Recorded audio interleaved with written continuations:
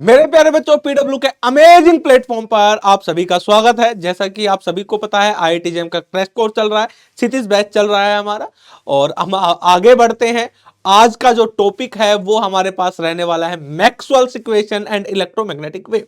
तो सबसे पहले आज हम ये जानेंगे समझेंगे कि इस सेशन में आपको क्या मिलने वाला है, यानी कौन कौन से टॉपिक इस सेशन में हम कवर करने वाले हैं।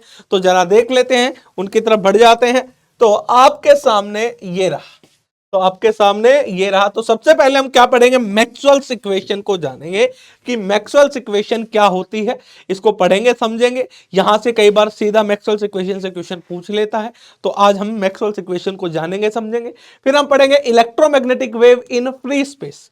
इलेक्ट्रोमैग्नेटिक वेव फ्री स्पेस में कैसे ट्रेवल करती है, इलेक्ट्रोमैग्नेटिक वेव होती क्या है, क्या इलेक्ट्रोमैग्नेटिक वेव में इलेक्ट्रिक फील्ड मैग्नेटिक फील्ड दोनों होती है, क्या इलेक्ट्रिक फील्ड मैग्नेटिक फील्ड दोनों परपेंडिकुलर होती है, कितनी स्पीड से वो वैक्यूम में ट्रेवल करती है या फिर फ्री स्पेस में वो ट्रेवल करती है, इन सब के बारे में आज के सेशन में हम कवर करने वाले हैं। उसके बाद हम बात करेंगे electromagnetic wave in dielectric medium. अब जो ये इलेक्ट्रोमैग्नेटिक वेव है, ये डाइलेक्ट्रिक मीडियम में कैसे ट्रेवल करती है, उसकी स्पीड क्या रहती है, उसकी रफ्तार क्या रहती है, उसके बारे में भी हम चर्चा करेंगे। उसके बाद पीवाईक्यूज प्रैक्टिस यानी प्रीवियस ईयर प्रॉब्लम हम देखेंगे, जो पूछे गए हैं, कैसे कैसे क्वेश्चन इसके अंदर पूछे गए हैं। सबसे लास्ट में हम पीवाईक्यूज करेंगे। तो हमारी कहानी की जो शुरुआत है वो हम कहां से करने वाले हैं, मैक्सवेल्स इक्वेशन से हम आज की कहानी की शुरुआत करते हैं। तो चलो बच्चों, मैक्सवेल्स इक्वेशन को हम जानते हैं, समझते हैं ये क्या होता है। तो आपके सामने ये रहा मैक्सवेल्स इक्वेशन, जरा समझते हैं क्या है, लिखते हैं मैक्सवेल्स इक्वेशन को। ठीक है, अच्छा, मैक्सवेल्स इक्वेशन पहली क्या कहती है, पहली इक्वेशन कहती है डेल डॉट डी किसके बराबर, रो के बराबर, first equation. Equation number second क्या कहती है, डेल डॉट बी किसके बराबर होगी, जीरो के बराबर। और इक्वेशन नंबर थर्ड हमारे पास क्या है, वो है डेल क्रॉस ई किसके बराबर होगी, उसको हम लिख देंगे del cross B is equal to minus of D B by D T.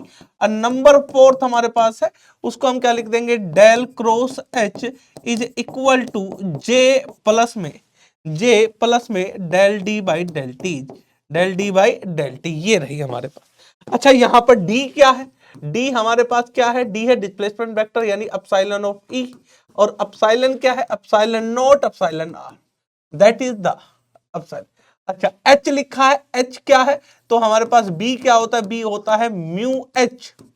B क्या होता है मेरे प्यारे बच्चों, म्यू एच। और म्यू को हम क्या लिखते हैं, हम म्यू को लिखते हैं म्यू नॉट म्यू आर। ठीक है, अच्छा, और इसमें क्या है, और इसमें हमारे पास है जे। जे क्या है, वो है sigma of E, electric field, sorry current density. J हमारे पास क्या, एक तरीके से करंट डेंसिटी। ये हमारे पास चार मैक्सवेल्स इक्वेशन है, किस फॉर्म में, डिफरेंशियल फॉर्म में, डिफरेंशियल फॉर्म में है। इस फॉर्म में है, ये डिफरेंशियल फॉर्म में है। These are the Maxwell's equation in differential form. ठीक है, मोस्ट इंपोर्टेंट चार मैक्सवेल्स इक्वेशन है। चार मैक्सवेल इक्वेशन आपको पता होनी चाहिए, याद होनी चाहिए। इन मैक्सवेल्स इक्वेशन पे डायरेक्ट क्वेश्चन एक बार पूछा भी गया है, तो क्या पता इस बार पूछ ले एग्जामिनर। ठीक है, तो अब मेरे को एक बात बताओ, सिंपल सी बात है, क्या जब चेंजिंग मैग्नेटिक फील्ड होगी, यानी टाइम के साथ जो मैग्नेटिक फील्ड चेंज करेगी, यानी समय के साथ मैग्नेटिक फील्ड चेंज कर रही है, तो इलेक्ट्रिक फील्ड को प्रोड्यूस करे एक तरीके से। अगर समय के साथ इलेक्ट्रिक फील्ड चेंज कर रही है, तो मैग्नेटिक फील्ड को प्रोड्यूस कर रही है। यानी ये हमारे पास चार मैक्सवेल्स इक्वेशंस है, मोस्ट इंपोर्टेंट चार मैक्सवेल्स इक्वेशन, इनको याद रखिएगा। इनसे कई बार, एक दो बार क्वेश्चन पूछ लिया गया, एक बार क्वेश्चन पूछ लिया गया है। ठीक है, हाँ, 2020 के अंदर क्वेश्चन पूछा गया था मैक्सवेल्स इक्वेशन से, ये भी आपको बता देता हूं मैं। चलो भाई, अब हम जरा आगे चलते हैं। नेक्स्ट टॉपिक हमारा है electromagnetic wave in free space. क्या है, electromagnetic wave in free space. तो सबसे पहले मैक्सवेल्स इक्वेशन लिखते हैं। क्या लिखते हैं, मैक्सवेल्स इक्वेशन इन फ्री स्पेस, मैक्सवेल्स इक्वेशन इन फ्री स्पेस। तो जरा मैक्सवेल्स इक्वेशन को हम फ्री स्पेस के अंदर लिखते हैं। अच्छा, जब भी हम फ्री स्पेस की बात करते हैं, तो फ्री स्पेस के अंदर क्या चार्ज होता है, नहीं होता, charge density zero, current density भी वो भी क्या होती है, जीरो। तो चार्ज डेंसिटी भी जीरो और करंट डेंसिटी भी क्या होगी मेरे प्यारे बच्चों, जीरो। चार्ज डेंसिटी जीरो और करंट डेंसिटी भी जीरो। अच्छा, अब फ्री स्पेस की बात की गई है, यानी अगर मैं उसके बारे में चर्चा करूं तो अपसाइलन जो होता है हमारे पास, हम अपसाइलन को क्या लिखते थे, अपसाइलन नॉट अपसाइलन आर। तो अपसाइलन आर की वैल्यू क्या हो जाती है, 1 हो जाती है। इसी प्रकार हम म्यू को लिखते थे, याद करो, तो म्यू को हम क्या लिखते थे, म्यू नॉट म्यू आर। तो यहां पर भी म्यू आर की वैल्यू क्या हो जाती है, 1 हो जाती है। ये किसके अंदर, फ्री स्पेस के अंदर ऐसा होता है। तो यानी इसका मतलब क्या है, अपसाइलन को हम क्या लेंगे, अपसाइलन नॉट के बराबर लिखेंगे और म्यू को हम क्या लिखेंगे, म्यू नॉट के बराबर, क्योंकि फ्री स्पेस या फिर वैक्यूम के अंदर हम बात कर रहे हैं और यहां पर हमें मैक्सवेल्स इक्वेशन लिखनी है। तो मैक्सवेल्स इक्वेशन में कुछ चीजें और यूज करते हैं, जैसे जैसे हम लिखते थे एच हम क्या लिखते थे, एच लिखते थे म्यू भी। लेकिन फ्री स्पेस है तो म्यू किसके बराबर होगा, म्यू नोट के, यानी एच क्या बन जाएगा, म्यू नोट बी। एच क्या बन जाएगा, म्यू नोट बी। इसी प्रकार जो डी है, डी हम क्या लिखते थे, हम डी लिखते थे अपसाइलन ई। तो हमारे पास जब यहां पर डिस्प्लेसमेंट वेक्टर लिखेंगे तो ये क्या बन गया, अपसाइलन नोट ई। क्या बन गया मेरे प्यारे बच्चों, अपसाइलन नोट ई। और जो जे है वो तो जीरो है ही, जे क्या है, वो हमारे पास जीरो है ही। करंट डेंसिटी है वो क्या है, जीरो है। तो जरा मैक्सवेल्स इक्वेशन लिखते हैं, दोनों के दोनों फॉर्म लिखेंगे हम मैक्सवेल्स की। ठीक है, यहां पर हम मैक्सवेल्स की कौन सी, डिफरेंशियल फॉर्म, हम सबसे पहले कौन सी फॉर्म लिख रहे हैं, differential form. Differential form, Maxwell's equation की डिफरेंशियल फॉर्म लिख रहे हैं किसमें, फ्री स्पेस के अंदर। तो पहली हमारे पास क्या है, यानी डेल डॉट ई क्या बन जाएगा, डेल डॉट ई जीरो बन जाएगा। दूसरी हमारे पास क्या है, डेल डॉट बी, वो भी क्या बन जाएगा, वो भी जीरो बन जाएगा। तीसरी इक्वेशन है del cross B, sorry del cross E, del cross E is equal to minus D B by D T, ये बन गई। और नंबर फोर्थ जो इक्वेशन है वो हमारे पास क्या है, वो है del cross B is equal to mu naught epsilon naught del E by del T. ये लो हमारे पास मैक्सवेल्स इक्वेशन आ गई, किसके अंदर, फ्री स्पेस के अंदर हमने मैक्सवेल्स इक्वेशन को लिख दिया। अभी भी आपको मैक्सवेल इक्वेशन लिखना भी सिखाया था पीछे, तो हम वहां पर जो ये फॉर्म है, ये जो वैल्यूज है वो वैल्यूज पुट कर देंगे तो हमारे पास डिफरेंशियल फॉर्म इस फॉर्म में आ जाएगी। अब मैक्सवेल्स इक्वेशंस को हम इंटीग्रल फॉर्म में लिखना चाहते हैं, यहां पर हमें दोनों फॉर्म पता होनी चाहिए। इंटीग्रल फॉर्म, ये इंटीग्रल फॉर्म, और हमने जो ये डिफरेंशियल फॉर्म लिखी है किसमें है, ये वैक्यूम के अंदर मैं बात कर रहा हूं। कहां पर, वैक्यूम या फिर फ्री स्पेस, याद रखिएगा फ्री स्पेस के अंदर हम लिख रहे हैं, वैक्यूम या फिर हम क्या बोल रहे हैं, फ्री स्पेस। यहां पर इन इक्वेशंस को लिख रहे हैं। जब इंटीग्रल फॉर्म लिखेंगे तो हमारे पास ये क्या बनेगा, ये बनेगा ई डॉट डी एस किसके बराबर होगा, जीरो के बराबर। नंबर एक इक्वेशन। नंबर दूसरी equation B dot D S, ये भी क्या बनेगा, ये भी हमारे पास जीरो बन जाएगा। नंबर थर्ड इक्वेशन हमारे पास क्या है, ई डॉट डी एल, ये किसके बराबर होगा, ये minus of del by del T B dot D S, ये हमारे पास थर्ड इक्वेशन आ गई इंटीग्रल फॉर्म में। ठीक है, इसी प्रकार फोर्थ इक्वेशन की हम बात करें तो हमारे पास क्या बनेगी, वो बनेगी बी डॉट डी एल किसके बराबर आ जाएगी हमारे पास, यहां पर mu naught epsilon naught del by del T, और यहां पर आ गया E dot D S, that is the electromagnetic wave in free space. ये हमारे पास इंटीग्रल फॉर्म है, ये हमारे पास डिफरेंशियल फॉर्म है। तो ये आपको लिखनी आनी चाहिए कि इंटीग्रल फॉर्म कैसे लिखते हैं, डिफरेंशियल फॉर्म कैसे लिखते हैं। कई बार डायरेक्ट क्वेश्चन आएगा तो, लेकिन मैक्सवेल्स इक्वेशन में आएगा। ठीक है, वो करंट डेंसिटी दे देगा, वो चार्ज डेंसिटी दे देगा, फिर वो आपसे पूछेगा कि इनमें से कौन सा ऑप्शन करेक्ट है। ठीक है, ऐसा क्वेश्चन पूछा गया था पीछे, वो हम देखेंगे भी किस प्रकार के क्वेश्चन इस पे पूछे गए हैं, तो हमें पता होनी चाहिए, सिंपल सी। अगर मैक्सवेल्स जो चार इक्वेशन है, इंटीग्रल और डिफरेंशियल फॉर्म जो पहले लिखवाई थी, अगर आपको वो याद है तो आपको पता ही है कि भाई फ्री स्पेस में चार्ज डेंसिटी जीरो होती है, करंट डेंसिटी जीरो होती है, और फ्री स्पेस में अपसाइलन की जगह हम क्या यूज करते हैं, अपसाइलन नोट यूज करते आए हैं। ठीक है, हम याद करो जब हम कूलम्ब लॉ पढ़ रहे थे तो दो चार्जेस के बीच में जब फोर्स लिखते थे हम किससे डिवाइड करते थे, 1/4 पाई अपसाइलन नोट। ठीक है, उन्हीं दो चार्जेस को जब हम किसी डाइलेक्ट्रिक मीडियम में लिख देते थे तो हम क्या करते थे, डिवाइड करते थे epsilon 1/4 pi epsilon not into में अपसाइलन आर। ठीक है, डाइलेक्ट्रिक मीडियम का वो वैल्यू, क्योंकि ये वैक्यूम है तो हमारे पास एप्सिलॉन आर की वैल्यू क्या बन जाएगी 1। ठीक है, वैक्यूम है तो म्यू यहां पर म्यू आर की वैल्यू क्या बन जाएगी 1, और ये वैल्यूज पुट करेंगे तो डिफरेंशियल और इंटीग्रल फॉर्म आ जाएगी। अब हमें इलेक्ट्रोमैग्नेटिक वेव को पढ़ना है। यहां से ये दो इक्वेशन आपको दिखाई दे रही है ना मेरे प्यारे बच्चे, एक इक्वेशन ये और एक इक्वेशन ये दो इक्वेशन ऐसी हैं जो हमें क्या देती हैं, जब इनको हम आगे और सिंप्लीफाई करते हैं, सोल्व करते हैं, तो हमें ये क्या प्रोवाइड करती है, ये हमें वेव की डिफरेंशियल फॉर्म में प्रोवाइड होती है। यानी रिजल्ट हमें इनको जब सोल्व करते हैं, सिंप्लीफाई करते हैं, सीधा मैं रिजल्ट पे पहुंचने वाला हूं। तो जैसे वेव की एक डिफरेंशियल फॉर्म होती है वो हमें मिलती है, जब हम उसको सोल्यूशन करते हैं तो हमारे पास कुछ बातें निकल कर आती है। तो डायरेक्ट मैं आपको वो चीजें बताने वाला हूं, मैं यहां पर कोई प्रूफ नहीं कराने वाला कि हम कैसे यहां तक पहुंचे। बस आपको समझ में आना चाहिए कि इलेक्ट्रिक फील्ड कैसे लिखते हैं, मैग्नेटिक फील्ड कैसे लिखते हैं, इलेक्ट्रोमैग्नेटिक वेव जो है वैक्यूम या फिर फ्री स्पेस में हम कैसे डिफाइन करते हैं। ठीक है, क्योंकि इलेक्ट्रोमैग्नेटिक वेव की बात की जा रही है यहां पर, देखा जाए तो हम क्या बात करें, electromagnetic wave in free space. ठीक है, हमारे पास जो इलेक्ट्रोमैग्नेटिक वेव हो वो फ्री स्पेस के अंदर ट्रेवल कर रही है। इलेक्ट्रोमैग्नेटिक वेव है तो इसके अंदर इलेक्ट्रिक फील्ड भी होगा, नंबर एक, इसके अंदर मैग्नेटिक फील्ड भी होगा, नंबर दो। तो दोनों के दोनों प्रेजेंट हैं तो वो क्या होती है, क्या एक दूसरे के परपेंडिकुलर होती है, किसी एंगल पर होती है। तो वो हमें ये देखना है, ये सारी बातें अब हमें आगे पढ़नी है कि इलेक्ट्रोमैग्नेटिक वेव फ्री स्पेस में किस रफ्तार से चलती, किस स्पीड से चलती है। ये सब बातें आज के सेशन में हम electromagnetic wave in free space में पढ़ने वाले हैं। ये जो डायरेक्ट फॉर्मूला बताऊंगा, तरीका बताऊंगा, बस आपको याद रखना है, उसी पर बेस्ड क्वेश्चन आएगा और वो क्वेश्चन आपसे आसानी से हो जाएगा। ठीक है, चलो फिर आज की हमारी कहानी को फिर हम शुरुआत करते हैं, अब आगे बढ़ते हैं।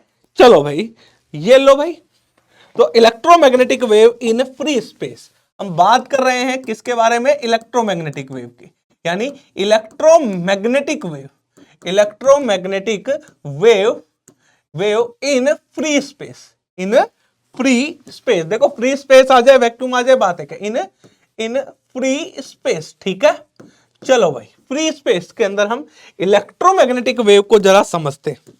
देखो भाई, जर्नल जो रिप्रेजेंटेशन है, यानी देखो इलेक्ट्रोमैग्नेटिक वेव जिसमें इलेक्ट्रिक फील्ड मैग्नेटिक फील्ड हो। अच्छा, जो लाइट है क्या वो इलेक्ट्रोमैग्नेटिक वेव है, बिल्कुल वो इलेक्ट्रोमैग्नेटिक वेव है। रेडियो वेव्स हैं क्या वो इलेक्ट्रोमैग्नेटिक वेव है, बिल्कुल वो इलेक्ट्रोमैग्नेटिक वेव्स है।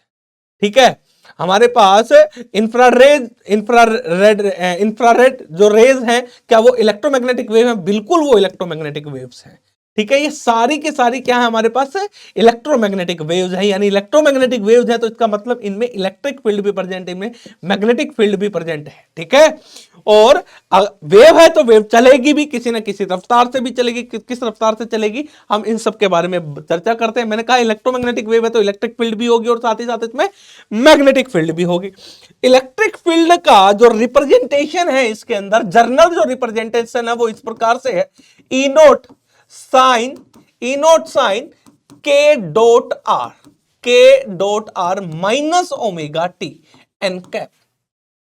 मैग्नेटिक फील्ड को हम क्या लिखेंगे, B naught sine K dot R minus omega T, और ये N cap dash. N cap क्या है, यूनिट वेक्टर। यूनिट वेक्टर किस लिए यूज करते हैं, हम डायरेक्शन को डिफाइन करने के लिए। जैसे एक्स एक्सिस को हम किस से रिप्रेजेंट करते हैं, आई कैप। आई कैप का मतलब एक्स एक्सिस की बात की गई है, जे कैप का मतलब वाई एक्सिस की बात की गई है, के कैप का मतलब जेड एक्सिस की बात की गई है। तो यूनिट वेक्टर जनरली किसके लिए डिफाइन किया जाता है, डायरेक्शन को डिफाइन करने के लिए हम यूज करते हैं, जिसका मैग्नीट्यूड 1 होता है। यानी इसका मैग्नीट्यूड तो 1 होगा, लेकिन ये डायरेक्शन बताएगा कि इलेक्ट्रिक फील्ड किस डायरेक्शन में, ये मैग्नेटिक फील्ड किस डायरेक्शन में। अच्छा जी, बहुत ही ज्यादा बढ़िया। अच्छा, ये रिप्रेजेंटेशन है। अच्छा, यहां पर जो के है वो क्या बताता है, डायरेक्शन ऑफ प्रोपगेशन।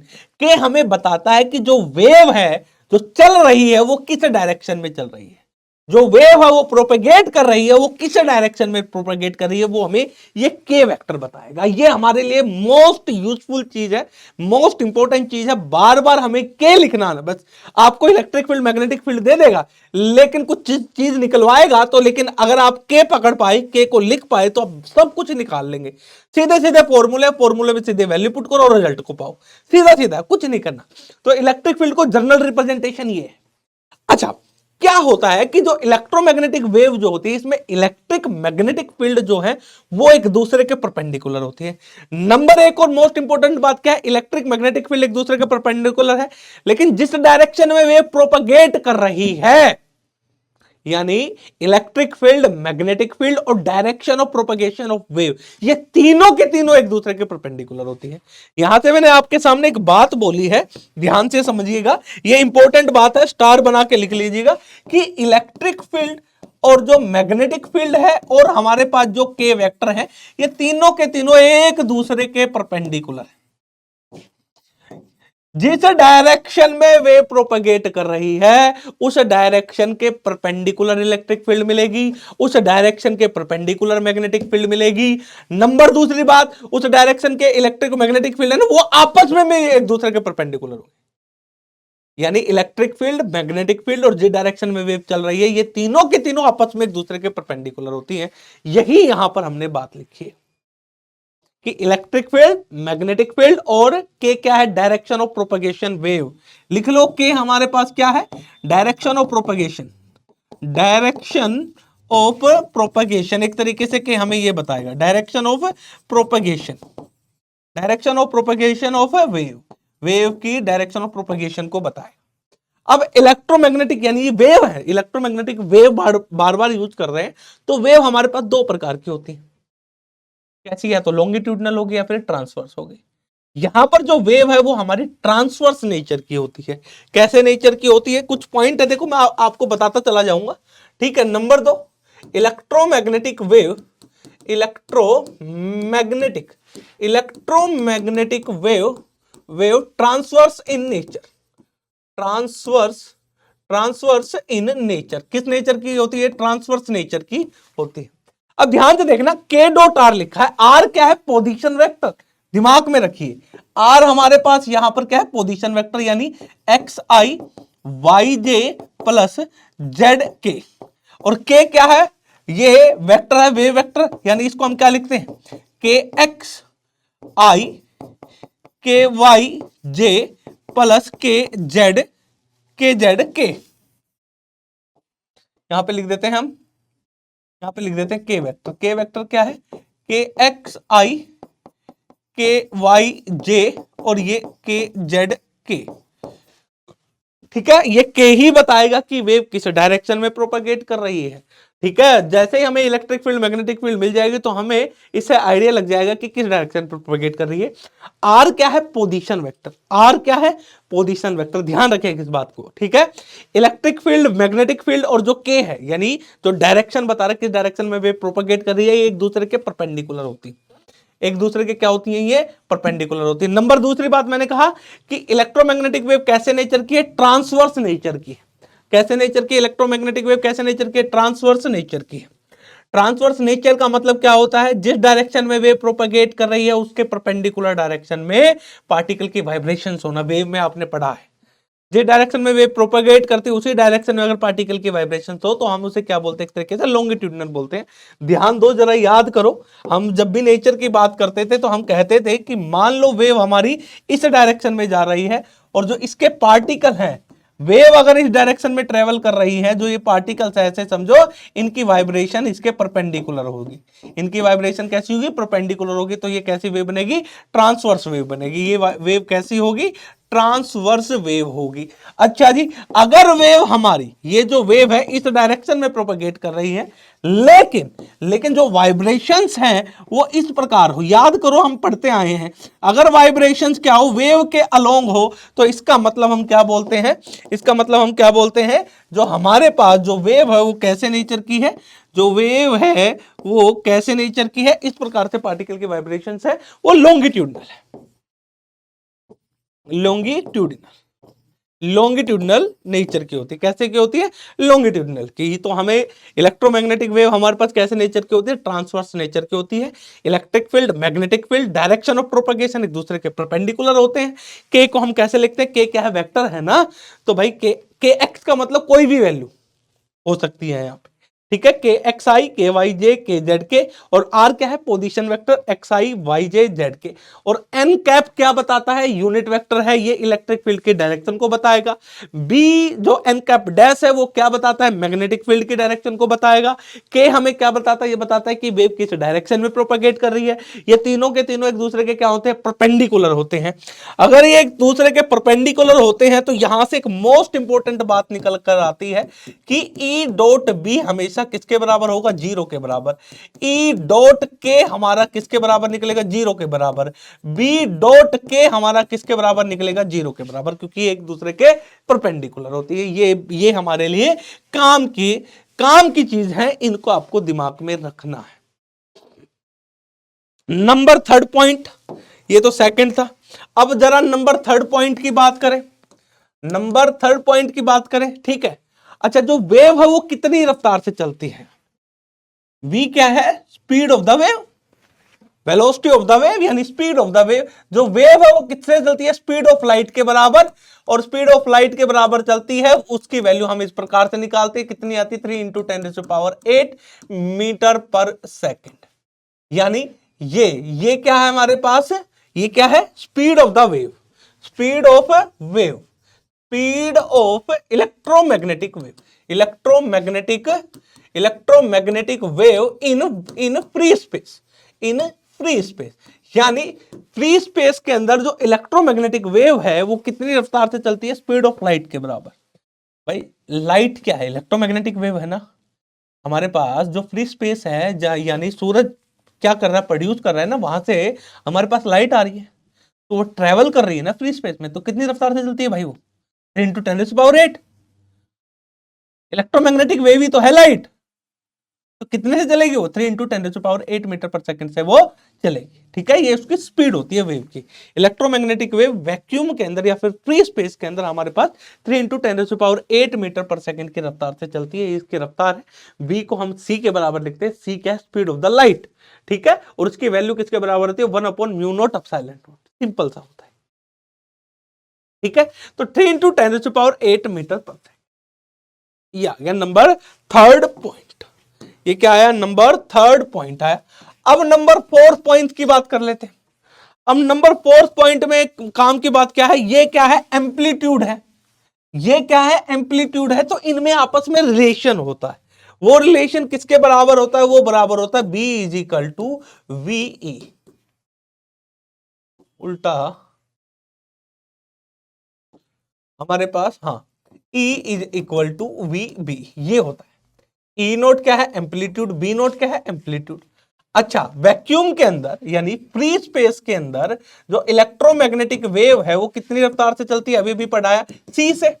तो हम यहां पर क्या लिख सकते हैं, E naught = C B naught, ये लो भाई, E naught = C B. E naught क्या है, amplitude, amplitude of electric field, amplitude of electric field. B naught क्या है, amplitude of magnetic field, amplitude of magnetic field. बहुत ही ज्यादा बढ़िया, बेहतरीन।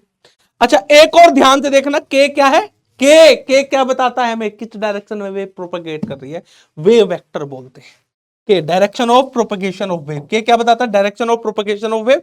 के को हम कैसे रिप्रेजेंट करते हैं, जनरली हम के को इस प्रकार से रिप्रेजेंट करते हैं। तो मोस्ट इंपॉर्टेंट बात इसमें एक और जो समझने वाली बात है, के को हम कैसे रिप्रेजेंट कर रहे हैं, हम के कर रहे हैं के एक्स आई, के वाई जे, और ये के जेड के। अगर हमें इस के वेक्टर का एम्पलीट्यूड लिखना हो, यानी के एम्पलीट्यूड, ठीक है, वो कैसे निकलेगा, वो निकलेगा इस प्रकार से। के कैसे निकलेगा, वो एम्पलीट्यूड की बात की गई है, या तो ऐसे रिप्रेजेंट कर दो, ऐसे रिप्रेजेंट कर दो, बात एक ही है। के एक्स स्क्वायर, के वाई स्क्वायर, और ये है के जेड स्क्वायर। अच्छा जी, इस के का रिलेशन क्या होता है, के होता है 2π/λ, याद रखिएगा 2π/λ। लैम्डा क्या है, वेवलेंथ ऑफ द वेव, याद रखो, ये सारे रिलेशन याद रखो। यहां पर लैम्डा क्या है, wavelength of the wave, wavelength of the wave. Lambda क्या है, वेवलेंथ ऑफ द वेव, जो इलेक्ट्रोमैग्नेटिक वेव हो उसकी वेवलेंथ। अगर के पता हो तो जो इलेक्ट्रोमैग्नेटिक वेव है उसकी वेवलेंथ निकाल सकते हैं। क्या निकाल सकते हैं? वेवलेंथ। अच्छा जी, एक और रिलेशन है, ओमेगा भी दे रखा है हमें। ओमेगा, ओमेगा और इस के में भी रिलेशन होता है। ओमेगा और इस के अंदर भी एक रिलेशन होता है। ये रिलेशन याद होने चाहिए भाई, ठीक है। तो K is equal to omega by V, K is equal to omega by V. और in free space, in free space के अंदर v किसके बराबर लिख रहे हैं हम? बार बार c के बराबर, क्योंकि जो वेव है वो कितनी रफ्तार से चल रही है? स्पीड ऑफ लाइट से चल रही है। तो हमारे पास यहां k की वैल्यू क्या लिखेंगे? ओमेगा बाई सी। याद रखो भाई, क्या लिखेंगे? ओमेगा बाई सी। क्या लिखेंगे हम यहां पर? ओमेगा बाई सी को लिखेंगे, ठीक है। क्या लिखेंगे मेरे प्यारे बच्चों? ओमेगा बाई सी को लिखेंगे। चलो भाई, अभी इसमें कुछ और बातें हैं वो भी हम ऐड करेंगे, लेकिन हमने इलेक्ट्रिक फील्ड को रिप्रेजेंट किया, मैग्नेटिक फील्ड को रिप्रेजेंट किया। जरा हम देखते हैं कैसे हम इसको रिप्रेजेंट, थोड़ा समझते हैं, ठीक है, इलेक्ट्रोमैग्नेटिक वेव को फ्री स्पेस के अंदर। अच्छा, आपको क्या दे रखा है? मान लो आपको गिवन, एग्जांपल के तौर पे समझना, E is equal to E naught sine K Z minus omega T, ठीक है, K Z minus omega T X cap. B is equal to B naught sine K Z minus omega T Y cap. देखो general representation, देखो इसको हम represent करेंगे, example के through करते हैं, फिर हम इसको रिप्रेजेंट करेंगे, ठीक है। अच्छा, जर्नल रिप्रेजेंटेशन क्या बताई थी मैंने? General representation, general representation, general representation बताई थी। जर्नल रिप्रेजेंटेशन क्या बताई थी? General representation E is equal to E naught sine vector K dot R minus omega T, और ये एन कैप, और हमने बी को क्या लिखा था? हमने लिखा था B naught sine vector K dot R minus omega T, और ये एन कैप डैश, यही तो लिखा था। अरे यही तो लिखा है हमने, बिल्कुल लिखा है सर, कोई दिक्कत वाली बात नहीं। अब देखो जरा, के क्या है? वेव वेक्टर है ना। के को हम सिंपली क्या लिख सकते हैं? सिंपली हम के को क्या लिख सकते हैं? के एक्स आई प्लस के वाई जे प्लस के जेड के। अच्छा, हम आर को क्या लिख सकते हैं? हमेशा एक्स आई वाई जे जेड के। अब देखो जरा, पोजीशन वेक्टर तो यही रहेगी ना। अगर मेरे को के डॉट आर को के जेड के बराबर लिखना है, अगर मैं इस के वेक्टर, जो ये के वेक्टर लिखा है, इस वेक्टर को इस प्रकार से रिप्रेजेंटेशन दे दूं मैं, इस वेक्टर की इस प्रकार से रिप्रेजेंटेशन, मैंने मान लिया कि के वेक्टर क्या है भाई साहब? 0 i 0j और के जेड कैप, और हमारे पास आर वेक्टर तो एज इट इज रहेगा क्योंकि पोजीशन वेक्टर है, यानी एक्स आई वाई जे और ये जेड के, सॉरी जेड के कैप, ऐसे लिख लो, ये के कैप, ये इन दोनों का डॉट प्रोडक्ट लो। अब जरा के डॉट आर, तो जब इन दोनों का डॉट प्रोडक्ट लूंगा तो के जेड के बराबर है, यानी देखो के डॉट आर किसके बराबर है? के जेड, यानी यहां के डॉट आर की जगह क्या आ गया? के जेड। अब अगर के को जब मैंने माना, जब ही तो आया ना। क्यों भाई? मेरे को सिंपली कैसे पता चल रहा है कि भाई साहब ये डॉट प्रोडक्ट है, ये के डॉट आर, यानी आई आई का सर्वाइव करेगा, जे जे का सर्वाइव करेगा, के का सर्वाइव करेगा, आर हमें चाहिए लो, और इसके साथ चेंज कर लो, इसको 0 0 लिया तो ये आया। इसका मतलब जो के वेक्टर है ये किस फॉर्म में, किस डायरेक्शन में? ये के वेक्टर किस डायरेक्शन में? ध्यान से देखो जरा, के वेक्टर हमारे पास क्या है? के कैप, यानी किस के कैप किसको रिप्रेजेंट करता है भाई साहब? इसको जेड एक्सिस को, यानी जो वेव है इसको देख के पता चला, यानी इस के बगल में जेड दिखाई दिया तो इसको देख के पता चल गया जो इलेक्ट्रोमैग्नेटिक वेव है वो जेड डायरेक्शन में प्रोपेगेट कर रही है। तो ये किस डायरेक्शन में प्रोपेगेट कर रही है? जेड डायरेक्शन में प्रोपेगेट कर रही है। सिंपली एक बात समझ में, यानी इलेक्ट्रोमैग्नेटिक वेव किस डायरेक्शन में प्रोपेगेट कर रही है? जेड डायरेक्शन में। इधर मैंने ये माना जेड, तो जेड डायरेक्शन के अंदर हमारी इलेक्ट्रोमैग्नेटिक वेव प्रोपेगेट कर रही है।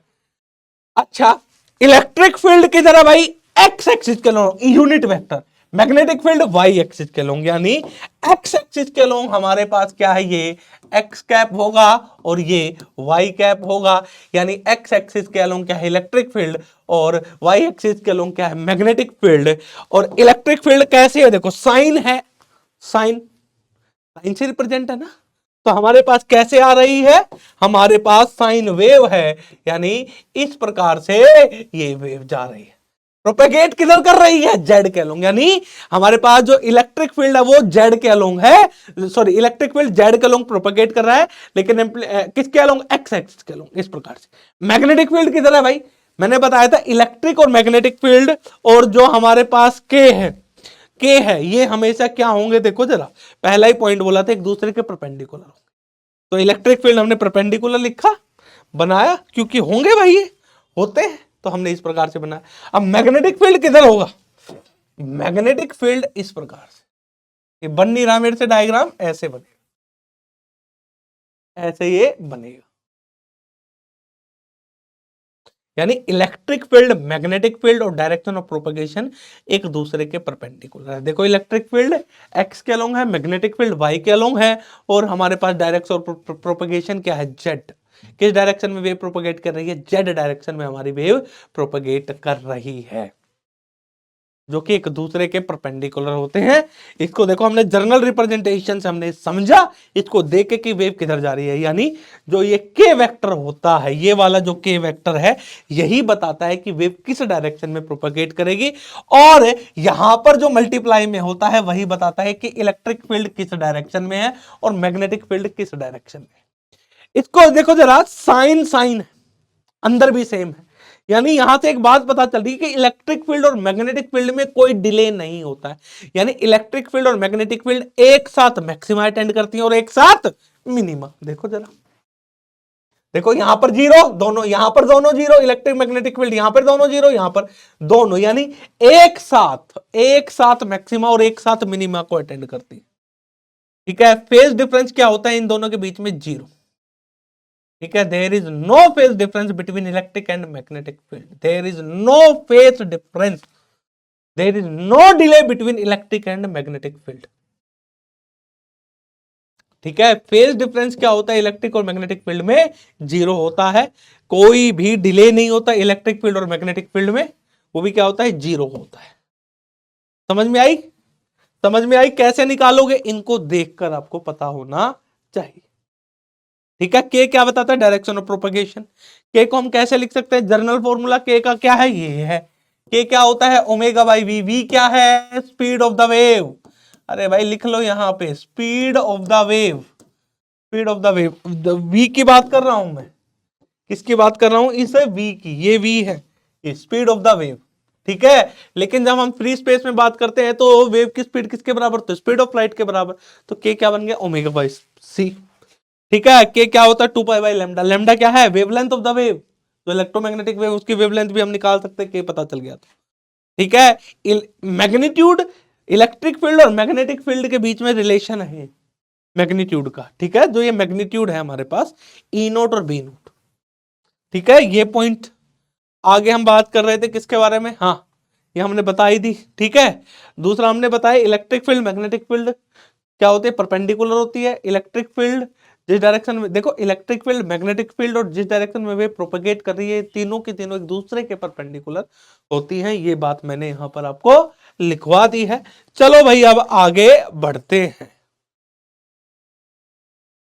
मैंने क्या बताया आपको, मैंने बताया कि इलेक्ट्रिक और मैग्नेटिक फील्ड में कोई डिले नहीं है, यानी एक साथ मैक्सिमा और एक साथ मिनिमा को ये अटेंड कर रही है। तो यहां से मैं क्या लिख सकता हूं, एक पॉइंट ये सिंपल सा बन गया, सिंपल सा एक पॉइंट बन गया, इलेक्ट्रिक या फिर both wave, both waves are in same phase, are in same phase. ठीक है, means that there is no delay between electric field and magnetic field, इन दोनों के बीच में कोई डिले नहीं है, यानी एक साथ ये मैक्सिमा पे पहुंचेंगी, एक साथ ये मिनिमा पे पहुंचेंगी। ठीक है, ये बात आप लिख लो। अच्छा, अब हम बात करते हैं आगे पॉइंटिंग वेक्टर। अगला हमारा जो मोस्ट इंपॉर्टेंट टॉपिक है वो है पॉइंटिंग वेक्टर। क्या है, पॉइंटिंग वेक्टर। अच्छा जी, अब पॉइंटिंग वेक्टर क्या होता है जी, पॉइंटिंग वेक्टर को किससे रिप्रेजेंट करते हैं जी? पॉइंटिंग वेक्टर को एस से रिप्रेजेंट किया जाता है, या फिर इंटेंसिटी ऑफ लाइट। देखो, इंटेंसिटी ऑफ लाइट पूछे या फिर पॉइंटिंग वेक्टर पूछे, बात एक है, दोनों का मतलब एक ही, एक तरीके से। या फिर इसको हम ऐसे भी बोल देते हैं, intensity of light. Intensity of light, देखो इंटेंसिटी ऑफ लाइट को आपको समझाता हूं, आपको पॉइंटिंग वेक्टर समझ में आ जाएगा। तो इंटेंसिटी ऑफ लाइट क्या होता है, सबसे पहले इसका मतलब समझो। इंटेंसिटी ऑफ लाइट का मतलब समझो कि मान लो मेरे पास एक प्लेट है, मेरे पास क्या है, एक प्लेट है। चलो भाई, यहां पर एक सोर्स है, यहां पर क्या है, यहां पर है मेरे प्यारे बच्चे एक सोर्स। सोर्स क्या है, यहां पर एक सोर्स, क्या है, यहां पर एक सोर्स है, ठीक है, क्या है, सोर्स है, यहां पर एक सोर्स है। अब ये जो सोर्स है ये क्या कर रहा है, ये लाइट को प्रोड्यूस कर रहा है, ऐसे समझो। किसको प्रोड्यूस कर रहा है, लाइट को। अब जो लाइट है वो एक्चुअली में है क्या, जैसे हमारे पास ट्यूबलाइट है, ट्यूबलाइट एक सोर्स ही तो है जो लाइट को प्रोड्यूस कर रहा है। अब ट्यूबलाइट से लाइट निकल रही है कंटिन्यूस, क्या क्या ये लाइट कंटिन्यूस निकलती है, ये पैकेट की फॉर्म में लाइट को फेंकता है। जो ट्यूबलाइट है ना हमारे पास, देखो समझो जरा, ये हमारे पास एक ट्यूबलाइट है, यहां से जो लाइट निकल रही है, जो लाइट यहां से निकल रही है वो किसकी फॉर्म में निकल रही है, पैकेट्स ऑफ एनर्जी। किसकी फॉर्म में, packets of energy. Packets of energy की फॉर्म में ये लाइट को निकालता है यानी फेंकता है। उस पैकेट्स ऑफ एनर्जी को हम क्या बोलते हैं, ठीक है, यहां पर लाइट है, लाइट के लिए हम यहां पे फोटोन यूज कर देते हैं, क्या बोलते हैं उसको, फोटोन, ठीक है। अगर कोई वेव होती तो वहां पर हम क्वांटा बोल देते, ठीक है। अब ये लाइट है, ये पैकेट्स ऑफ एनर्जी की फॉर्म में लाइट को कंटिन्यूली फेंक रहा है हमारे पास ऐसे। अब लाइट को ये क्या फेंक रहा है, पैकेट्स ऑफ एनर्जी, यानी एक एनर्जी का पैकेट फेंकता है, उसको हमने फोटोन बोल दिया, एक तरीके से समझो, उसको हमने क्या बोल दिया, फोटोन बोल दिया। अब जो ये लाइट हमारे पास फेंक रहा है, जो ये सोर्स है, ये कंटिन्यूस वेव की फॉर्म में नहीं आ रही, ये पैकेट्स फेंक रहा है एनर्जी का, एक एनर्जी का पैकेट लिया फिर फेंक दिया, एक एनर्जी का पैकेट लिया फिर फेंक दिया, और ये बहुत तेजी से फेंक रहा है, और हमें कंटिन्यूस लाइट मिल रही है, तो हमें लग रहा है कि कंटिन्यूस आ रही है, लेकिन ये पैकेट्स ऑफ एनर्जी फेंकता है। यानी इस ट्यूबलाइट की जगह मैं बैठा हूं और मैं सोर्स हूं, मेरे को मान लो मैं ट्यूबलाइट हूं और मैं सोर्स हूं, और मैं एनर्जी के पैकेट्स फेंक रहा हूं बहुत तेजी से, ऐसे बहुत तेजी से मैं क्या फेंक रहा हूं, एनर्जी के पैकेट्स फेंक रहा हूं, ठीक है। अब किसी सोर्स की इंटेंसिटी ज्यादा होती है, किसी सोर्स की इंटेंसिटी कम होती है। अब हम उसको कैसे समझेंगे कि इसकी इंटेंसिटी कम है और इसकी इंटेंसिटी ज्यादा है, ये तो पैकेट की फॉर्म में फेंक रहा है ना, समझ रहे हो। अब देखो इंटेंसिटी क्या है, इंटेंसिटी ये है कि इस सोर्स को हमने यही मान लिया, ये क्या फेंक रहा है, ये भी लाइट फेंक रहा है, लाइट गिर रही है, लाइट गिर रही है, इसका मतलब यहां पर क्या फेंक रहा है, फोटॉन्स फेंक रहा है।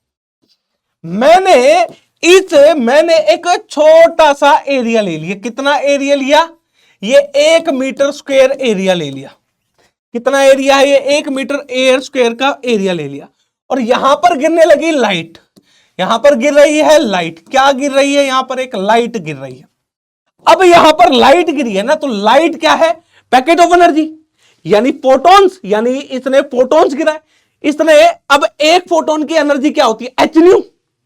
अरे भाई, जो ये लाइट है, ये लाइट क्या प्रोड्यूस कर रहा है, फोटॉन्स प्रोड्यूस कर रहा है ना, और सिंगल फोटोन की एनर्जी क्या होती है, अगर सिंगल फोटोन की एनर्जी की बात करूं तो एच न्यू के बराबर होती है। समझ रहे हो मेरी बात को, ये लाइट फोटोन फेंक रहा है, फोटोन्स, फोटोन, और एक फोटोन को हम क्या बोलते हैं, पैकेट ऑफ एनर्जी। जो सिंगल फोटोन है वो एक एनर्जी का पैकेट है, उस पैकेट ऑफ एनर्जी, उस पैकेट की जो एनर्जी है वो किसके बराबर है, एच क्या, प्लैंक कांस्टेंट, न्यू क्या, फ्रीक्वेंसी ऑफ द वेव। जो लाइट, जो ये लाइट है जिस वेव की, उसकी फ्रीक्वेंसी, ठीक है। अच्छा, उससे मल्टीप्लाई कर दो तो सिंगल फोटोन की क्या आ गई हमारे पास, एनर्जी आ गई, और सिंगल फोटोन है क्या, पैकेट ऑफ एनर्जी।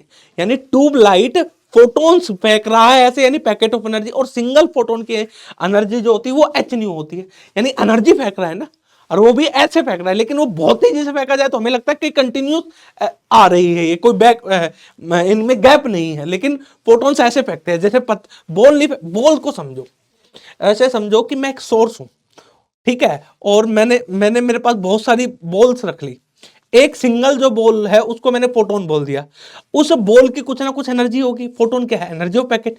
उस बॉल, सिंगल बॉल की एनर्जी हमने कितनी मान ली, एच न्यू मान ली। अब मैं बॉल को ऐसे ऐसे फेंक रहा हूं, ऐसे ऐसे फेंक रहा हूं, बॉल जा रही है, सिंगल फोटोन्स गिर रहा है, लेकिन अब अगर मैं बहुत तेजी से हाथ को आगे पीछे यानी बहुत तेजी से गेंद फेंकूं तो आपको ऐसा लगेगा कि गेंद तो कंटिन्यूस आ रही है। भाई मेरी रफ्तार, भगवान ने मेरे को पावर दे दे, बहुत तेजी से रफ्तार घुमाने लग जाऊं तो आपको क्या लगेगा? कंटिन्यूस आ रही है।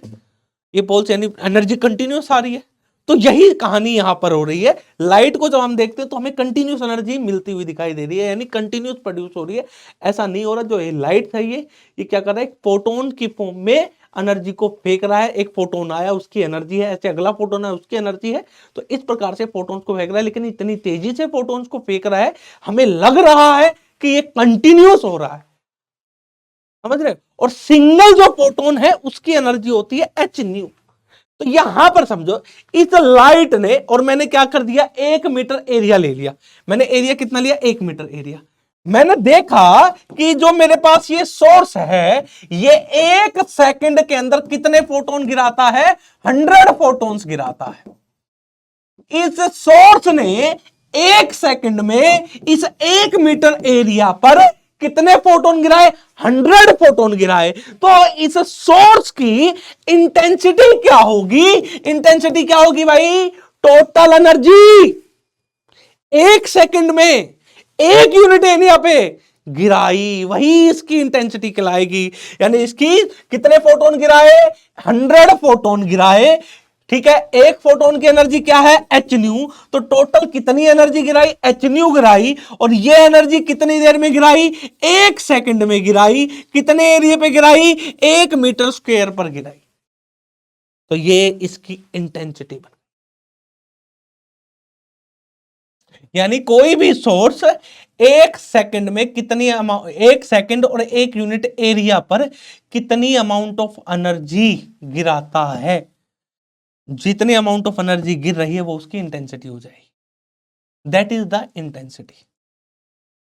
क्या है वो? इंटेंसिटी है। क्या है वो? इंटेंसिटी। इंटेंसिटी का मतलब समझे? इंटेंसिटी ऑफ लाइट का मतलब क्या है? इंटेंसिटी ऑफ लाइट का मतलब ये है कि हमारे पास एक ऐसा सोर्स है, मान लो किसी की इंटेंसिटी 100 हो, 200 हो, 300 हो, कुछ भी वैल्यू हो। इसका मतलब क्या है? एक ऐसा सोर्स इतनी अमाउंट की एनर्जी 1 सेकंड में 1 यूनिट एरिया पे गिरा रहा है। भाई ये जो लाइट है ना, ये पूरे पे गिराएगी ना, पूरे पे। मान लो ऐसा, इसको थोड़ा और समझो, नहीं आया थोड़ा और समझो। मान लो ये प्लेट है, इस बार बहुत क्लियर समझ में आएगा। ये प्लेट, इस प्लेट का एरिया है 4 मीटर स्क्वायर। टोटल एरिया इस प्लेट का क्या है? 4 मीटर एरिया। ठीक है, अच्छा जी। अब ये हमारे पास क्या है? सोर्स है। इस सोर्स ने टोटल फोटोन इस प्लेट पर कितने गिराए? इस प्लेट पे इस सोर्स ने टोटल जो फोटोन है वो गिराए 200। तो इस सोर्स की इंटेंसिटी क्या होगी? इंटेंसिटी बताओ भाई। टोटल फोटोन कितने गिराए? 200। यानी टोटल एनर्जी कितनी गिराई इस प्लेट पर? 200 इंटू में 1 सेकंड में गिराए ये सभी के सभी। 200 फोटोन 4 मीटर स्क्वायर एरिया पर 1 सेकंड में गिराई है। तो भाई इस 1 सेकंड में 200 फोटोन गिराए, तो टोटल एनर्जी कितनी गिराई? 200 इंटू में H new, intensity of the light. ठीक है, और ये 1 सेकंड में गिराई ना इतनी एनर्जी, लेकिन कितने एरिया पे गिराई? 4 मीटर। तो 4 मीटर से इसको डिवाइड कर दो, वो इसकी इंटेंसिटी आ जाएगी। अब जो भी आएगी 50, 50 एच न्यू। हमें फ्रीक्वेंसी यानी किस लाइट, जो लाइट गिर रही इसकी फ्रीक्वेंसी हमें पता ही होगी, हमें गिवन होगी। सिंपल सा है। That is the intensity of light. अक्सर बच्चों को इंटेंसिटी ऑफ लाइट का मीनिंग यानी इंटेंसिटी का मतलब नहीं पता होता। इंटेंसिटी ऑफ लाइट है, उसी को हम क्या बोलते हैं? Poynting vector. तो पॉइंटिंग वेक्टर का मतलब क्या है? पॉइंटिंग मतलब वेक्टर का मतलब क्या है? Total energy transported by the wave in 1 second in 1 unit area. कोई सोर्स है, उसने कितनी एनर्जी ट्रांसमिट करी 1 सेकंड में और 1 यूनिट एरिया में। यही तो बात है।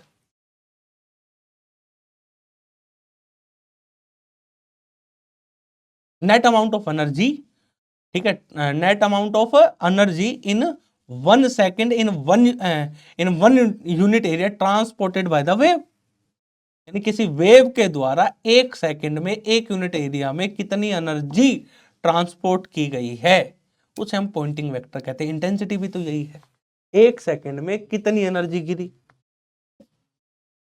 एक तरीके से इसको समझाने के लिए। अब ये सोर्स है ना, अब ये सोर्स है हमारे पास, ये सोर्स है, अब ये सोर्स है, ये बल्ब है, ये तो बल्ब चारों तरफ एनर्जी को गिराएगा ना।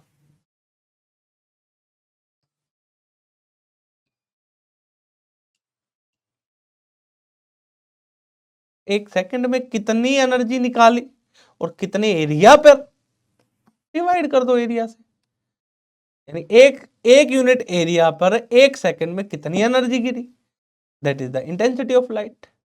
और यही क्या है, पॉइंटिंग वेक्टर है। ठीक है, चलो अब आगे ये समझ में आ गई होगी, that is the Poynting vector. अच्छा जी, अब जरा समझो, एस एस जो है उसका फॉर्मूला क्या है, उसका फॉर्मूला है 1/μ E क्रॉस बी, याद रखिएगा, that is the formula, that is the formula, ये क्या है, फॉर्मूला है। अच्छा जी, लेकिन इन फ्री स्पेस हम बात किसकी कर रहे हैं, हम बात कर रहे हैं फ्री स्पेस की। फ्री स्पेस के अंदर म्यू किसके बराबर है, म्यू नॉट के बराबर। तो हमारे पास electromagnetic wave in free space पढ़ रहे हैं, तो हम पॉइंटिंग वेक्टर क्या लिखेंगे, यहां पर हम लिखेंगे Poynting vector is equal to 1/μ naught E cross B.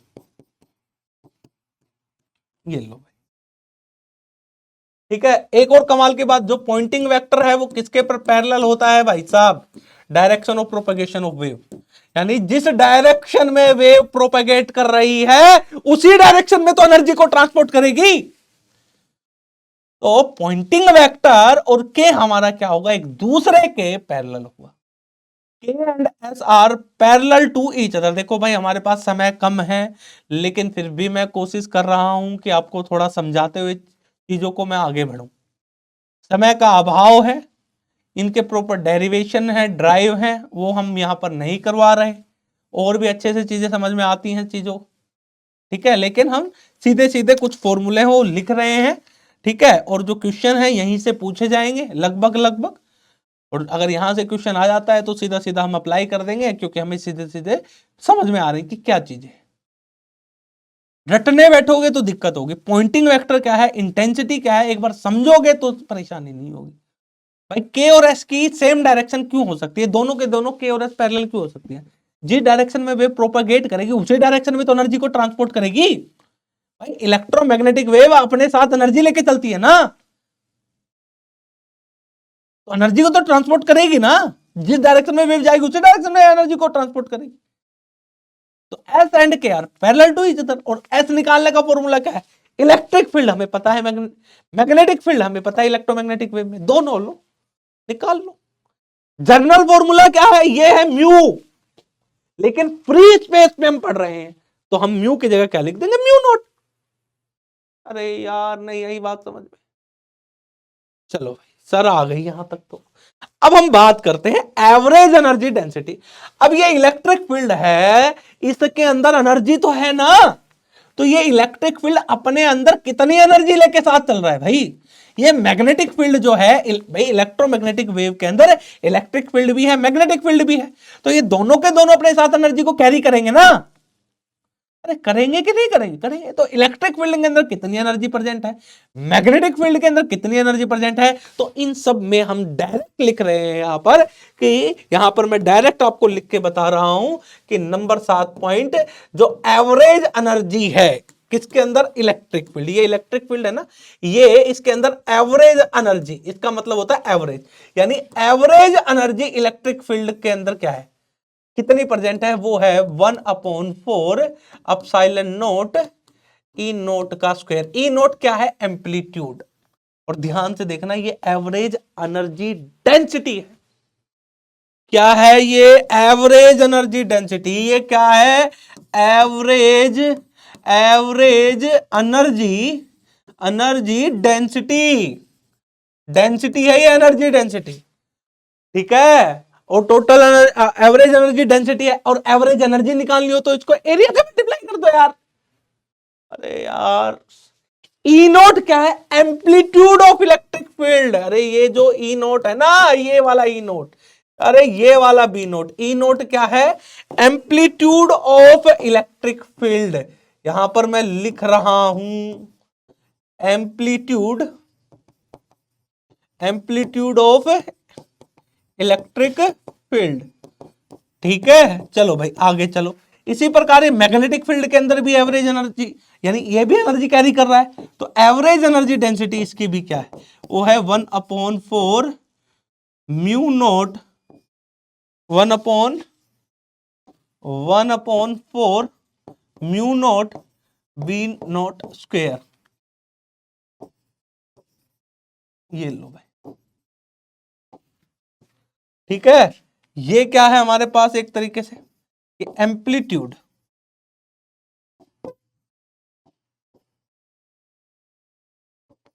Amplitude of magnetic field, amplitude of magnetic field. और ये क्या है, एवरेज एनर्जी डेंसिटी। इसको भी लिख दे जरा, क्या है ये, यहां पर लिख देते हैं एवरेज एनर्जी डेंसिटी। थोड़ा सा स्पेस नहीं है हमारे पास, इसको हम थोड़ा सा यहां लिख देते हैं, ठीक है। यहां पर हम इसको लिख देते हैं, ठीक है। ये हमारे पास क्या है, एवरेज एनर्जी डेंसिटी। ये एवरेज एनर्जी डेंसिटी कौन कैरी कर रखा है, केवल मैग्नेटिक फील्ड, ठीक है। और ये हमारे पास क्या है, ये है amplitude of magnetic field, amplitude of magnetic field. देखो क्वेश्चन करेंगे सबसे लास्ट में एक साथ इन सब पर, ठीक है। थोड़ा थ्योरी पोर्शन देख लेते हैं, फिर एक साथ क्वेश्चन कर लेंगे।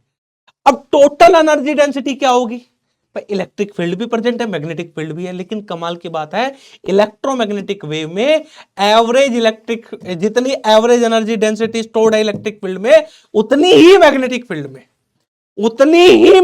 फील्ड में है। यानी यहां पर मैं एक और पॉइंट बनाऊं, नंबर 8, तो जो एवरेज इलेक्ट्रिक फील्ड है, जो एवरेज एनर्जी डेंसिटी जो प्रेजेंट है किसके अंदर, इलेक्ट्रिक फील्ड के अंदर, उतनी ही किसके अंदर है, मैग्नेटिक फील्ड के अंदर। और जब ये वैल्यूज निकालते हैं तो हमारे पास किसके बराबर, या तो ऐसे लिख लो 1/4 एप्सिलॉन नॉट ई नोट का स्क्वायर, या फिर 1/4 म्यू नोट बी नोट का स्क्वायर, ऐसे लिख लो। बात एक है। तो टोटल, यानी टोटल एवरेज एनर्जी डेंसिटी, ये हमारे पास क्या है, total average energy density, total average energy density. तो वो किसके बराबर होगी भाई, अगर मैं वो उसकी बात करूं तो इन दोनों को सम कर देंगे तो half epsilon naught E naught का स्क्वायर, या फिर half mu naught B naught का स्क्वायर, इसके बराबर होगी।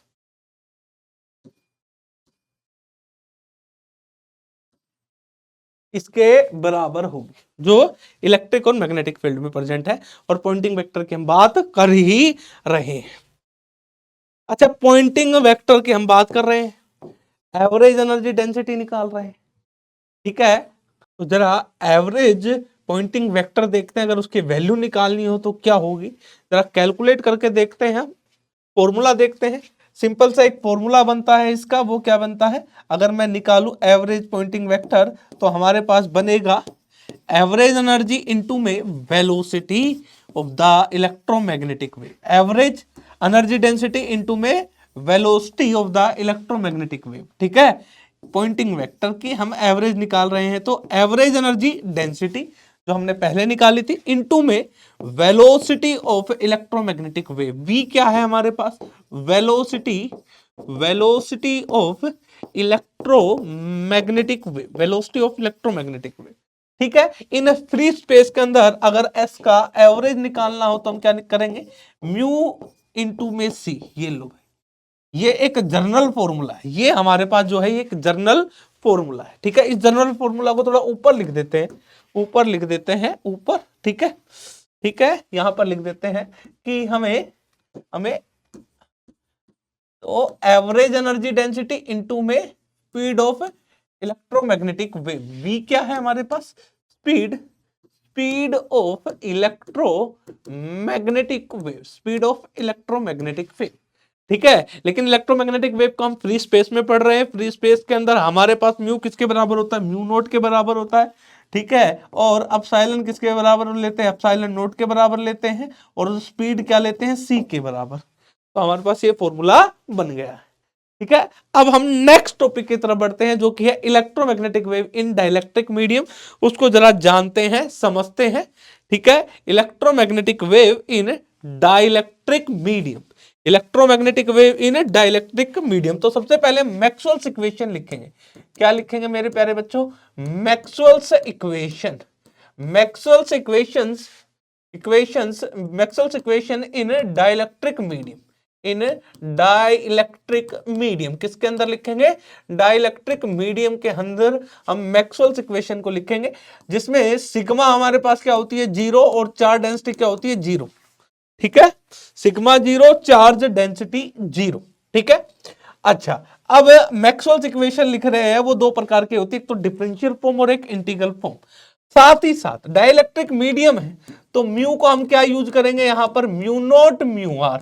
ठीक है, एप्सिलॉन किसके बराबर होगा, epsilon naught epsilon R. Dielectric medium में ये वैल्यूज हमें गिवन होंगे। अच्छा जी, दूसरा जो डी है वो क्या होता है, एप्सिलॉन ई, ये हमारे पास होता है। दूसरा जो मैग्नेटिक फील्ड है बी, वो क्या होता है, म्यू एच, ये होता है। अच्छा जी, इसके अंदर एक और है, एक और है जिसे हम करंट डेंसिटी बोलते हैं। करंट डेंसिटी यानी जे डी, जे डी वो क्या होती है, del D by del T, del D by del T, that is the current density. ठीक है, ये हमारे पास कैसी, करंट डिस्प्लेसमेंट करंट डेंसिटी, ये जेडी है, ये जेडी है। ये हमारे पास क्या है, displacement, displacement, displacement current density, displacement current, current density, displacement current density, that is the JD. ठीक है, ये हमारे पास क्या है, जेडी है। अच्छा, आगे हम और बात कर लेते हैं इसके अंदर। ठीक है, इसके अंदर एक करंट डेंसिटी और यूज करते हैं हम, जे और यूज करते हैं हमने। जे क्या होता है, सिग्मा ई, करंट डेंसिटी। जे हमारे पास क्या है, करंट डेंसिटी। ठीक है, करंट डेंसिटी, बहुत ज्यादा बढ़िया। अब हम मैक्सवेल्स इक्वेशन लिख रहे हैं डाइलेक्ट्रिक मीडियम में, मैक्सवेल्स इक्वेशन डाइलेक्ट्रिक मीडियम में। तो इसके अकॉर्डिंग हम लिखते हैं जरा।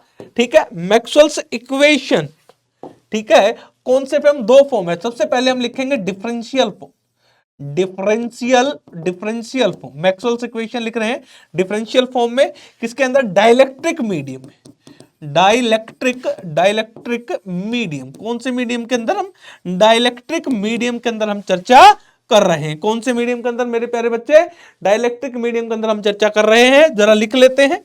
अच्छा जी, नंबर एक पहली क्या बनेगी, डेल डॉट ई किसके बराबर होगी, वो होगी जीरो। नंबर दूसरी हमारे पास क्या बनेगी, डेल डॉट बी, वो भी क्या आएगी, वो भी जीरो। नंबर तीसरी हमारे पास डेल क्रॉस ई जो है वो किसके बराबर होगी, वो होगी minus D B by D T. और नंबर फोर्थ की बात करें हम, डेल क्रॉस बी जो है वो किसके बराबर होगी, वो mu epsilon del E by del T. ये हमारे पास आ गया। ठीक है, डिफरेंशियल फॉर्म। अब हम बात करते हैं नेक्स्ट, इंटीग्रल फॉर्म। किसके बारे में बात करेंगे, मैक्सवेल्स इक्वेशन, किसके लिए, इंटीग्रल फॉर्म। ठीक है, इंटीग्रल फॉर्म लिख रहे हैं, इंटीग्रल फॉर्म, मैक्सवेल्स इक्वेशन हम इंटीग्रल फॉर्म लिख रहे हैं उनकी। ठीक है, किसके अंदर, डाई इलेक्ट्रिक मीडियम के अंदर, डाइलेक्ट्रिक मीडियम में। ठीक है, जरा लिखे जरा इंटीग्रल फॉर्म में, सिंपल सी है भाई साहब इंटीग्रल। पहली इंटीग्रल फॉर्म क्या बनेगी, वो बनेगी ई डॉट डी एस किसके बराबर होगा, जीरो के बराबर। दूसरी हमारे पास क्या बनेगी, बी डॉट डी एस क्या आई, वो भी किसके बराबर आई, जीरो के बराबर। और नंबर तीन की हम बात करें तो नंबर थर्ड हमारे पास क्या बनेगी, वो बनेगी E dot D L minus del by del T. और ये आ गया बी डॉट डी एस, ये आ गया। नंबर फोर्थ हमारे पास क्या है, इंटीग्रल फॉर्म। अगर उसकी बात करें तो बी डॉट डी एल वो किसके बराबर होगी भाई साहब, सरफेस के लिए है ही। ठीक है, वो किसके बराबर होगी, अगर उसकी बात करें तो epsilon mu epsilon del by del T, और ये हमारे पास आ गई E dot D S surface integral. ठीक है, ये integral form. Maxwell's equation in dielectric medium integral form में ऐसे लिखते हैं। Maxwell's equation in differential form ऐसे लिखते हैं। ठीक है, चलो भाई, अब ये जो हमारे पास ये हमारे पास जो डिफरेंशियल फॉर्म है मैक्सवेल्स इक्वेशन की, इसको जरा हम और सिंपलीफाई करते हैं, इसको जरा हम और सोल्व करते हैं, तो हमारे पास रिजल्ट मिलता है। ठीक है, उस रिजल्ट को यानी हमें एक वेव की इक्वेशन मिलती है। यानी जब हम ये थर्ड और जो फोर्थ है, इनको थर्ड को फोर्थ के अंदर पुट करके जब हम इसको और थोड़ा सिंप्लीफाई करते हैं, ठीक है, तो हमें हमें क्या मिलता है मेरे प्यारे बच्चों, हमें एक इक्वेशन मिलती है डिफरेंशियल फॉर्म। एक इक्वेशन डिफरेंशियल फॉर्म में होती है एक इक्वेशन, ठीक है, वो वेव की इक्वेशन जैसी होती है।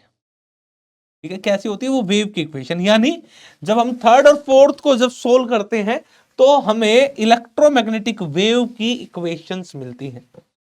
ठीक है, तो हम पढ़ रहे हैं electromagnetic wave in dielectric medium. ठीक है, इससे पहले हमने पढ़ा था इलेक्ट्रोमैग्नेटिक वेव इन वैक्यूम, अब हम पढ़ रहे हैं electromagnetic wave in dielectric medium. उसको हमें अब समझना है, जानना है, तो मेरे साथ जुड़े रहिएगा। चलो मेरे प्यारे बच्चों, electromagnetic wave in dielectric medium, electromagnetic electromagnetic wave in dielectric medium, in dielectric medium. चलो भाई, इसको जरा शुरुआत कर लेते हैं, जरा समझ लेते हैं इलेक्ट्रोमैग्नेटिक वेव इन डाइलेक्ट्रिक। देखो भाई, हम इसको हम देखो इनका कोई प्रूफ नहीं देखने वाला, सीधा सीधा सॉल्यूशन समझेंगे, सीधे सीधे जो काम की बात है वो पढ़ने वाले हैं। ठीक है, electromagnetic wave in dielectric medium. अच्छा जी, नंबर एक बात, इलेक्ट्रिक फील्ड हम कैसे लिखते हैं, जैसे पहले लिखते आए थे वही, लेकिन अब वेव को कहां लिख रहे हैं, डाइलेक्ट्रिक मीडियम की बात कर रहे हैं। वो किसमें था, फ्री स्पेस में था ना भाई। अब वेव हम किसी मीडियम के अंदर है, हमारी वेव कैसी मीडियम, डाइलेक्ट्रिक मीडियम के अंदर है। उससे पहले हमने पढ़ा वेव को फ्री स्पेस में, अब वेव को मीडियम के अंदर। भाई जर्नल जो है वो तो वही रहेगा, ई naught sine K dot R minus omega T, वो तो वैसे रिप्रेजेंट करेंगे ना एन कैप। मैग्नेटिक फील्ड क्या होगी हमारे पास, B naught sign sign K dot R minus omega T, और ये एन कैप डैश। अच्छा, हमने क्या पढ़ा था पहले में, इलेक्ट्रिक फील्ड, मैग्नेटिक फील्ड और जो के वेक्टर हैं एक दूसरे के क्या होते हैं, परपेंडिकुलर होते हैं। इलेक्ट्रिक फील्ड, मैग्नेटिक फील्ड और के वेक्टर, के क्या है, वेव वेक्टर है। यानी ये क्या बताता है, direction of propagation of wave. के हमें क्या बताता है, के वेक्टर हमें क्या बताता है, एक तरीके से direction of propagation of wave के बारे में बताता है। Direction of propagation of wave, direction of propagation of wave, ये हमें इसके बारे में इंफॉर्मेशन देता है। अच्छा जी, यानी ई डॉट के किसके बराबर, जीरो के बराबर, यानी बी डॉट के किसके बराबर, जीरो के बराबर। यानी यहां से एक और बात बताओ जरा, एक और बात बताओ जरा। अच्छा जी, ये जीरो किसके बराबर, जीरो के बराबर। इसका मतलब ये है यूनिट वेक्टर एन कैप और के कैप जीरो होगा। यहां पर इलेक्ट्रिक फील्ड की डायरेक्शन ये एन कैप ही दे रहा है, मैग्नेटिक फील्ड की डायरेक्शन ये एन कैप डैश ही दे रहा है ना। तो हम यहां से लिख सकते हैं N cap dot K cap zero, N cap dash dot K cap zero. समझे ना, यहां से इसका मतलब यही है, N cap dot K cap zero आएगा, N cap dot dash K cap zero आएगा, क्योंकि दोनों के दोनों परपेंडिकुलर है। ये देखो, हम इसको कंपेयर करके पढ़ते चलेंगे। देखो जरा, हमने इलेक्ट्रोमैग्नेटिक वेव पढ़ा था, ये रहा हमारे पास, ये रहा इलेक्ट्रिक फील्ड ऐसे रिप्रेजेंट करी, मैग्नेटिक फील्ड, ये सारे परपेंडिकुलर होते हैं, लिख दिया हमने। सेम यही बात, इलेक्ट्रोमैग्नेटिक वेव कैसे नेचर की होती है, ट्रांसवर्स। भाई वो तो ट्रांसवर्स ही रहेगी ना। अब इलेक्ट्रोमैग्नेटिक वेव किस में आ गई भाई, डाइलेक्ट्रिक मीडियम में आ गया। इसका मतलब ये थोड़ी है उसका नेचर बदल जाएगा, इसका मतलब ये थोड़ी है भाई साहब।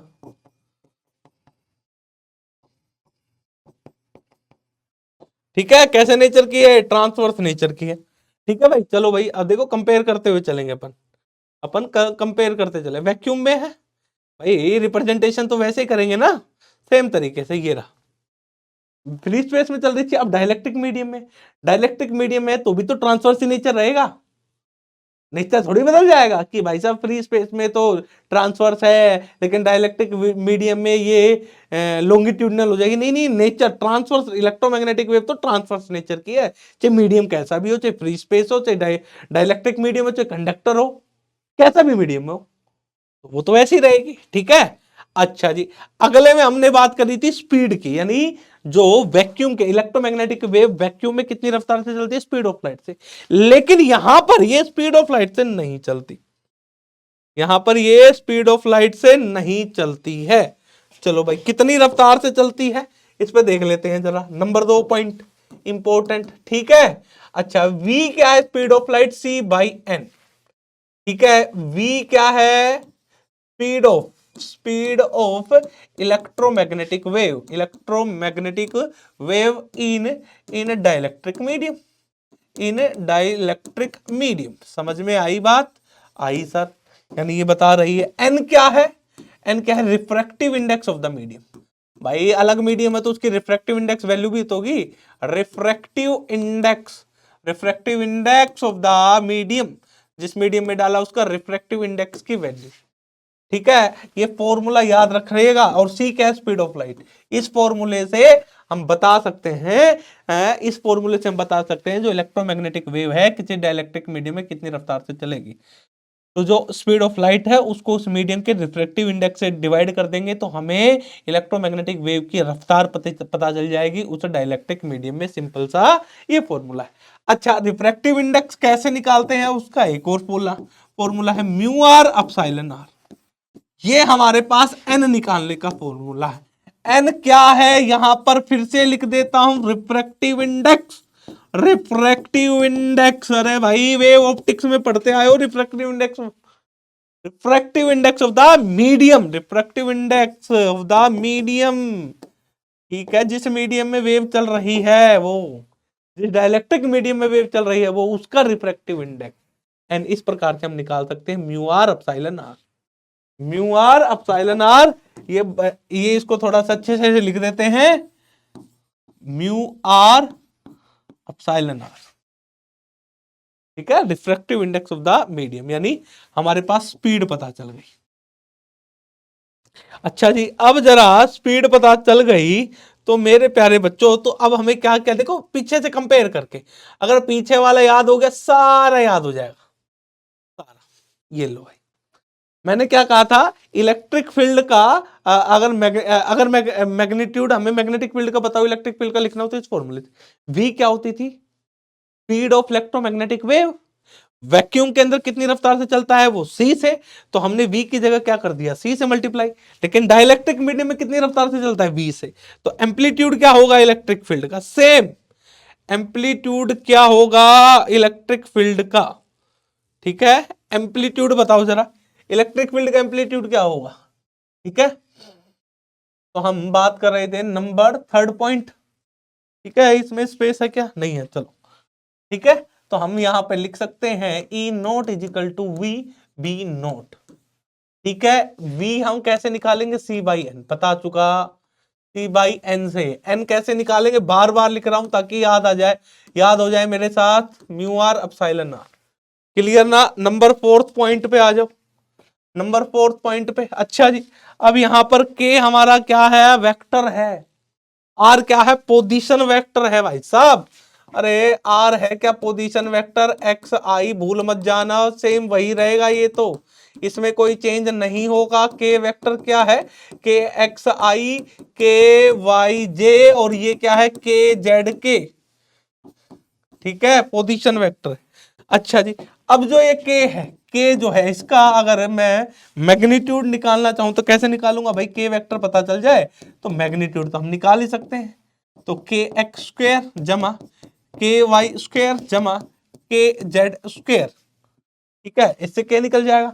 k क्या होता है भाई, 2 पाई बाई लैम्डा, सेम वही फॉर्मूले रहेंगे, 2 पाई बाई लैम्डा। और यहां पर k को और हम क्या लिखते हैं, omega Y V, omega Y V. और v क्या है, c/n, और n क्या है, अरे कई बार लिख दिया, कई बार लिख दिया, अब तो याद हो जाना चाहिए। ओके, याद होना चाहिए कैसे लिखते कैसे निकालते। ठीक है, अब देखो जरा, देखो बराबर चलता हूं तुमको समझाते हुए, सेम वही लिख रहा हूं, कुछ नया नहीं लिख रहा, कुछ नया नहीं लिख रहा। देखो ये लिखा, ये समझाया, के समझाया, ठीक है, ये लो भाई के का, फिर हमने एग्जाम्पल किया था, एग्जाम्पल इसमें एंड में करेंगे। ठीक है, अच्छा अब हम एनर्जी, एवरेज एनर्जी डेंसिटी की बात करते हैं। सीधा सीधा फॉर्मूला ये याद रखो, सीधा सीधा एवरेज एनर्जी डेंसिटी की। ठीक है, अच्छा जी, कौन सा पॉइंट है ये, यहां तक हो गया हमारे पास, चार पांच, पॉइंट नंबर 5।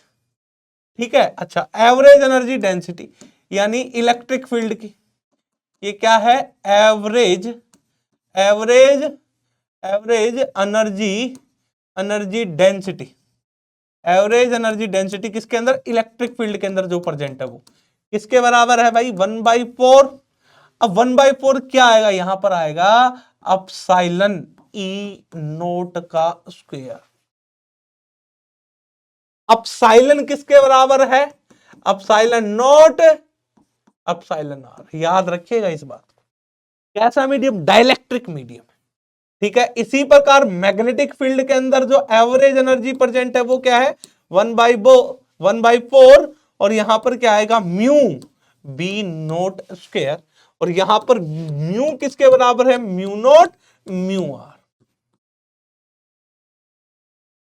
ठीक है, ये हमारे पास फॉर्मूलेज बन गए। अच्छा जी, ये क्या है, average energy density, average energy, average energy density क्या बन गई, ये एवरेज एनर्जी डेंसिटी। अब टोटल एनर्जी कितनी होगी भाई, टोटल एवरेज एनर्जी वो किसके बराबर होगी, म्यू ई प्लस में म्यू बी। ठीक है, यानी इसका मतलब half, half, half epsilon E naught square plus में, sorry 1/4, 1/4 epsilon E naught square divided by 1/4 mu B naught square. ये लो, ये क्या है हमारे पास, total, total average, average, total average energy, energy density, total average energy density, mu, mu क्या है हमारे पास, total average energy density in electromagnetic wave. इतनी। पॉइंटिंग वेक्टर, पॉइंटिंग वेक्टर क्या है भाई साहब, पॉइंटिंग वेक्टर कौन सा पॉइंट है, पॉइंट हमारे पास 5 था, point number 6, point number 6, Poynting vector निकालना हो तो कैसे निकालेंगे, 1/म्यू नोट की जगह म्यू आ जाएगा, ई क्रॉस बी। ये लो भाई, आगे बताओ। अच्छा, के और पॉइंटिंग वेक्टर एक दूसरे के पैरेलल होते हैं, बहुत बढ़िया।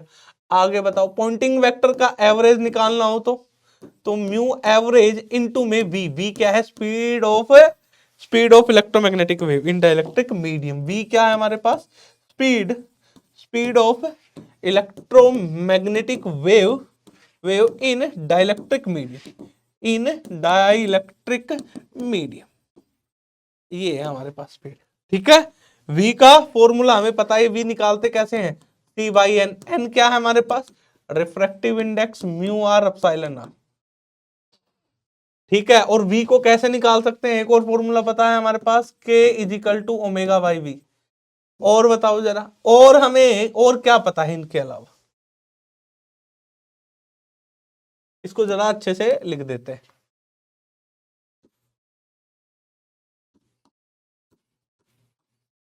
ठीक है, एक और हम क्या लिख रहे थे इसके अंदर, के को हम क्या लिख सकते हैं, एक और 2π/λ। ये फॉर्मूले हैं, बस पता हो तो सारी चीजें हो जाएंगी, कुछ है ही नहीं इनमें फिर। अरे समझे कि नहीं समझे, तो ये सब बातें हैं, ये आपको निकालनी है, फॉर्मूले हैं डाइलेक्ट्रिक मीडियम के अंदर, ये आपको पता होना चाहिए। तो ये फॉर्मूला लगाओ, रिजल्ट को पाओ। ठीक है, फॉर्मूला लगाओ और रिजल्ट को पाओ। ठीक है, एक हमारे पास है इलेक्ट्रोमैग्नेटिक वेव इन कंडक्टर। कंडक्टर में के अंदर भाई एक बार क्वेश्चन पूछा गया है, इससे ज्यादा बार क्वेश्चन पूछा नहीं है, पूछा तो है इनके आसपास क्वेश्चन पूछा है। ठीक है, तो हम यहीं तक पढ़ेंगे। ठीक है बच्चों, हम इस सेशन को यहीं तक पढ़ेंगे। अब हम इस पर थोड़ा सा प्रीवियस ईयर प्रॉब्लम भी देखेंगे कि पीछे कैसे कैसे क्वेश्चन पूछे गए हैं और आपको कैसे कैसे उन प्रॉब्लम को सोल्व करना है। तो ये सेशन आज का अपना आगे बढ़ाते हैं और प्रीवियस ईयर प्रॉब्लम करते हैं अब इस सेशन में। ठीक है प्यारे बच्चों, चलो आगे बढ़ते हैं। चलो आगे बढ़ते हैं, क्वेश्चंस करते हैं, प्रॉब्लम करते हैं। तो आपके सामने पहली प्रॉब्लम ये रही, 2017 में पूछा गया है, the electric field of an electromagnetic wave is given by. हमें इलेक्ट्रोमैग्नेटिक वेव की इलेक्ट्रिक फील्ड दे रखे है, the value of beta is, कहता है बीटा की वैल्यू बताओ क्या होगी। अच्छा मेरे को एक बात बताओ, सिंपली इलेक्ट्रिक फील्ड हम क्या लिखते थे, सिंपली इलेक्ट्रोमैग्नेटिक वेव में simple electric field E naught sine K dot R minus omega T, हम यही तो लिखते थे इनटू में एन कैप। लेकिन हमें दे क्या रखा है, हमें क्या दे रखा है, ये इलेक्ट्रिक फील्ड। अच्छा के क्या होता था हमारे पास, ये क्या पता था, direction of propagation of wave, किस डायरेक्शन वेव प्रोपगेट कर रहा है। और के को हम कैसे लिखते थे भाई, के एक्स आई कैप, के वाई जे कैप और के जेड के कैप, ये तो लिखते थे। आर कैप पोजीशन वेक्टर, यानी एक्स आई वाई जे प्लस जेड के। ठीक है, के डॉट आर हमारे पास यहां पर क्या बनता था, अगर इन दोनों को सिंपली मल्टीप्लाई करें तो के एक्स एक्स, के वाई वाई और ये के जेड जेड, यही तो बनता है एक तरीके से, सिंपल सा है, यही तो है। लेकिन हमें दे क्या रखा, हमें दे रखा है E इज इक्वल टू 2 के कैप माइनस 3 जे कैप इंटू 10⁻³ फिर आ गया साइन।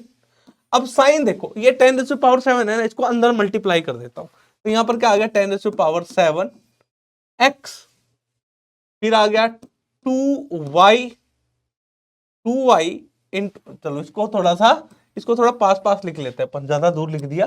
ठीक है, थोड़ा सा स्पेस हमें चाहिएगा, ये लो भाई, तो समझो, यानी E is equal to 2k minus 3j into 10⁻⁻3, ये हमारे पास है, इंटू 10⁻⁻3। ठीक है, ये रहा इंटू 10⁻⁻3। अब देखो ये क्या है, साइन। अब 10⁻7 को अंदर लेके जाता हूं तो मैं क्या लिख सकता हूं, 10⁻7 एक्स प्लस में 2 इंटू 10⁻7 वाई प्लस में 3 इंटू 10⁻7 जेड माइनस में 10⁻7 बीटा टी, ये बन गया। यानी इलेक्ट्रिक फील्ड हमारे पास जो बनी यहां पर, वो क्या बनी, E इज इक्वल टू क्या बनी, इसको लिख देते हैं 2 के कैप माइनस 3 जे कैप इंटू 10⁻⁻3, फिर आया साइन। अब अंदर देखो, यही तो है 10⁻7 एक्स, फिर 2 इंटू में 10⁻7 वाई प्लस में 3 इंटू में 10⁻7 जेड माइनस में 10⁻7 बीटा टी, जर्नल इक्वेशन ये। यानी ये वाली टर्म क्या है, ओमेगा, टी के साथ जो मल्टीप्लाई में होता है वो क्या होता है, ओमेगा। कंपेयर कर रहे हैं हम, कंपेयर कर रहे हैं इन दोनों को, तो यहां से ओमेगा क्या मिल गया, वो मिल गया 10⁻7 बीटा।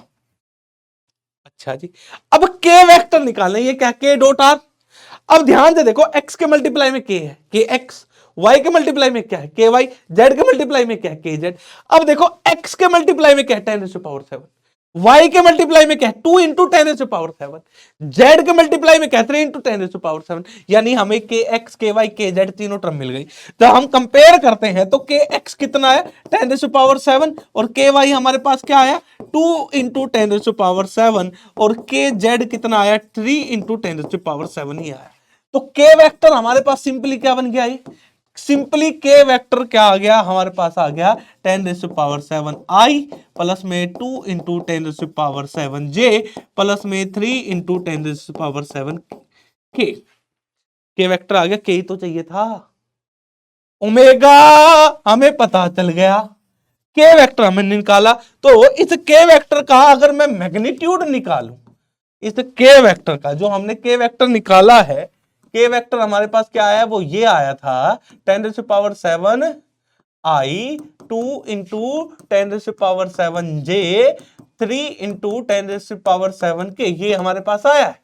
यानी के चाहिए हम, तो के को हम क्या लिखते हैं, यही तो है हमारे पास के, तो के इसका मैग्नीट्यूड यानी 10⁷ का होल स्क्वायर प्लस में 2 इंटू 10⁷ का होल स्क्वायर 3 इंटू 10⁷ का होल स्क्वायर। ठीक है, 10⁷ कॉमन आ गई, 10⁷ सब में कॉमन आ गई, इसका होल स्क्वायर। यहां पर क्या आया 1 प्लस में 4 प्लस में 9 और इस सारे का अंडर रूट। अब ये कट जाएगा तो 10⁷ बाहर आ गया, यहां क्या बच गया अंडर रूट 14। तो यानी के की वैल्यू क्या आ गई अंडर रूट 14 इंटू में के की वैल्यू क्या आई हमारे पास, के इज, अरे यार, के इज इक्वल टू 10⁴ इंटू 10�7। ये हमारे पास के की वैल्यू आई। अच्छा, अब वेव जो कितनी रफ्तार से चल रही है, स्पीड ऑफ लाइट से चल रही है, इसमें गिवन है सी, स्पीड ऑफ लाइट। हमारे पास एक रिलेशन पता है, K is equal to omega V. अब स्पीड ऑफ लाइट से चल रही है तो v की जगह हम क्या ले लेंगे, v की जगह हम c ले लेंगे, तो k is equal to omega by C. ना निकालना क्या है, बीटा की वैल्यू निकालनी, ओमेगा हमें पता है, के हमें पता है, सी हमें पता है, यानी सब कुछ पता है, तो इसमें रख देंगे। और हम जब इसके अंदर रखेंगे के की वैल्यू क्या आई 14 इंटू 10⁷, और ओमेगा हमारे पास क्या आया बीटा इंटू 10⁷, बीटा इंटू में 10⁷ डिवाइडेड बाई ये सी, ये हमारे पास कट गया, तो बीटा की वैल्यू क्या आई 10⁴ इंटू में सी। ये हमारे पास रिजल्ट आया, यानी बीटा की वैल्यू हमने निकाल ली। हमारा ऑप्शन कौन सा करेक्ट है, ऑप्शन ए हमारा इसमें करेक्ट आंसर है। जो मैंने बताया है वो आपको बस याद होने चाहिए। चलो, 2018 में क्वेश्चन पूछा गया है, क्या क्या रहा है, कहता है consider an electromagnetic plane wave E is equal to E naught I plus B J cap cos 2 pi by lambda CT minus x minus under root 3y, फिर bracket close where lambda is the wavelength, C is the speed of the light, b is the constant, the value of b। ये कह रहा है v की value बताओ क्या हो। Electromagnetic wave में हमें इलेक्ट्रिक फील्ड दे रखी है भाई, इलेक्ट्रिक फील्ड क्या दे रखी है, वो ये दे रखी है E नॉट I प्लस में बी जे कैप, और ये है कोस। अब देखो 2 पाई बाई लैम्डा, इसको अंदर मल्टीप्लाई करते हैं तो क्या लिखूंगा मैं 2 pi by lambda C T पहला, फिर माइनस में यहां पर आ गया 2 pi by lambda X minus में 2 pi by lambda under root 3y। ये लो भाई, ये बना हमारे पास, बना के नहीं बना, बिल्कुल बना भाई। अब मेरे को एक बात बताओ, के क्या होता है, के क्या होता है 2 पाई बाई लैम्डा ही तो होता है, तो हम यहां पर के लिख देते हैं ना 2 पाई बाई लैम्डा की जगह। तो हमारे पास जो इलेक्ट्रिक फील्ड सिंपली जो है वो क्या आ गई, ये आ गई E naught I cap B J cap आई। अब यहां पर देखो जो क्या बन जाएगा कोस, कोस यहां पर क्या आएगा के सी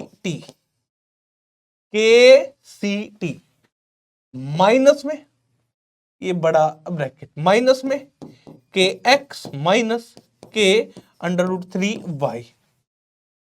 ये आ गया, ये क्या वेव ही तो है।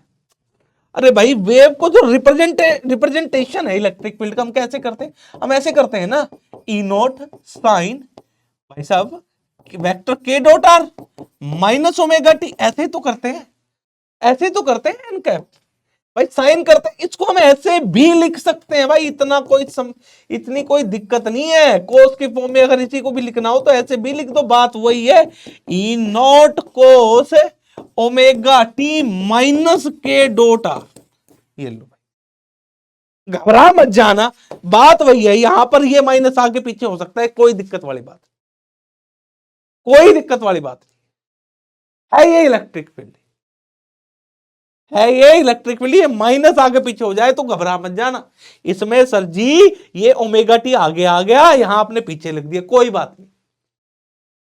अगर इन दोनों में कोई एक नेगेटिव है तो सिंपल सी बात ये है मेरे प्यारे बच्चे कि वो हमारी जो वेव है किधर मूव कर रही है, वो पॉजिटिव डायरेक्शन में ट्रेवल कर रही है। कोई एक्स हो सकती है, वाई हो सकती है, जेड हो सकती है, प्रोपेगेट कर रही है। कहने का मतलब अगर ये इन दोनों अगर ये पॉजिटिव हो, यानी ये देखो ये K dot R minus omega T है ना, K dot R plus omega T आ जाए तो इसका मतलब ये नेगेटिव डायरेक्शन में ट्रेवल कर रही है।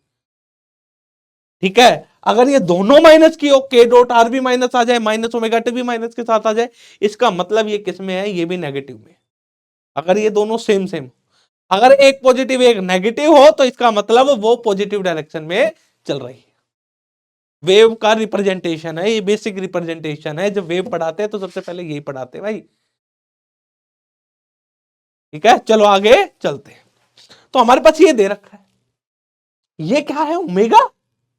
अरे यार है ये ओमेगा ही तो है, बात तो वही है ना, ये एक तरीके से यही बात है ना, इसको इसके साथ कंपेयर करो।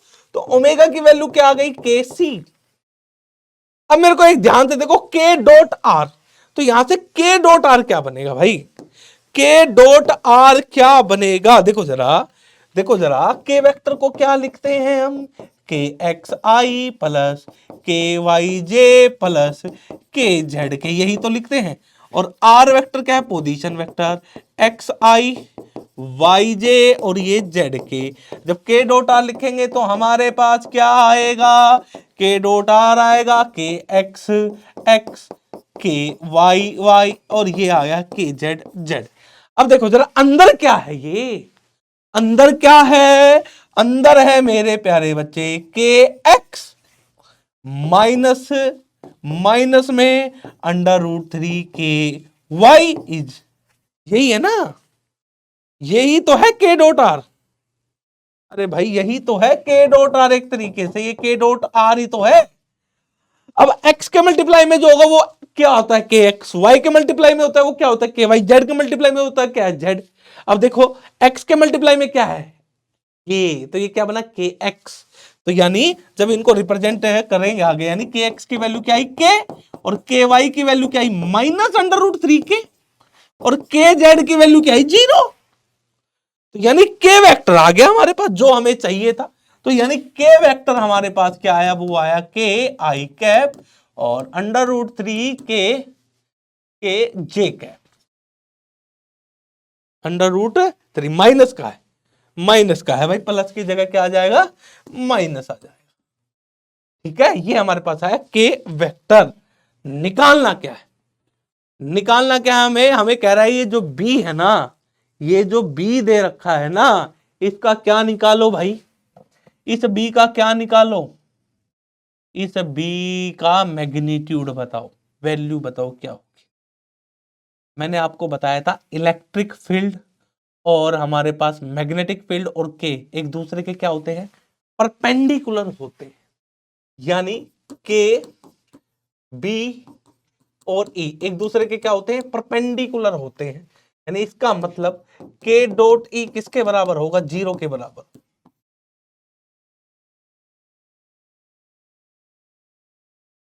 होगा ना, के डॉट ई किसके बराबर होगा, 0 के बराबर होगा। ठीक है, अब देखो जरा, हम मल्टीप्लाई में यहां पर जो लिखते थे ना, यहां पर हम एन कैप लिखते थे, तो ये एन कैप पता चल जाए मामला हो जाएगा यार।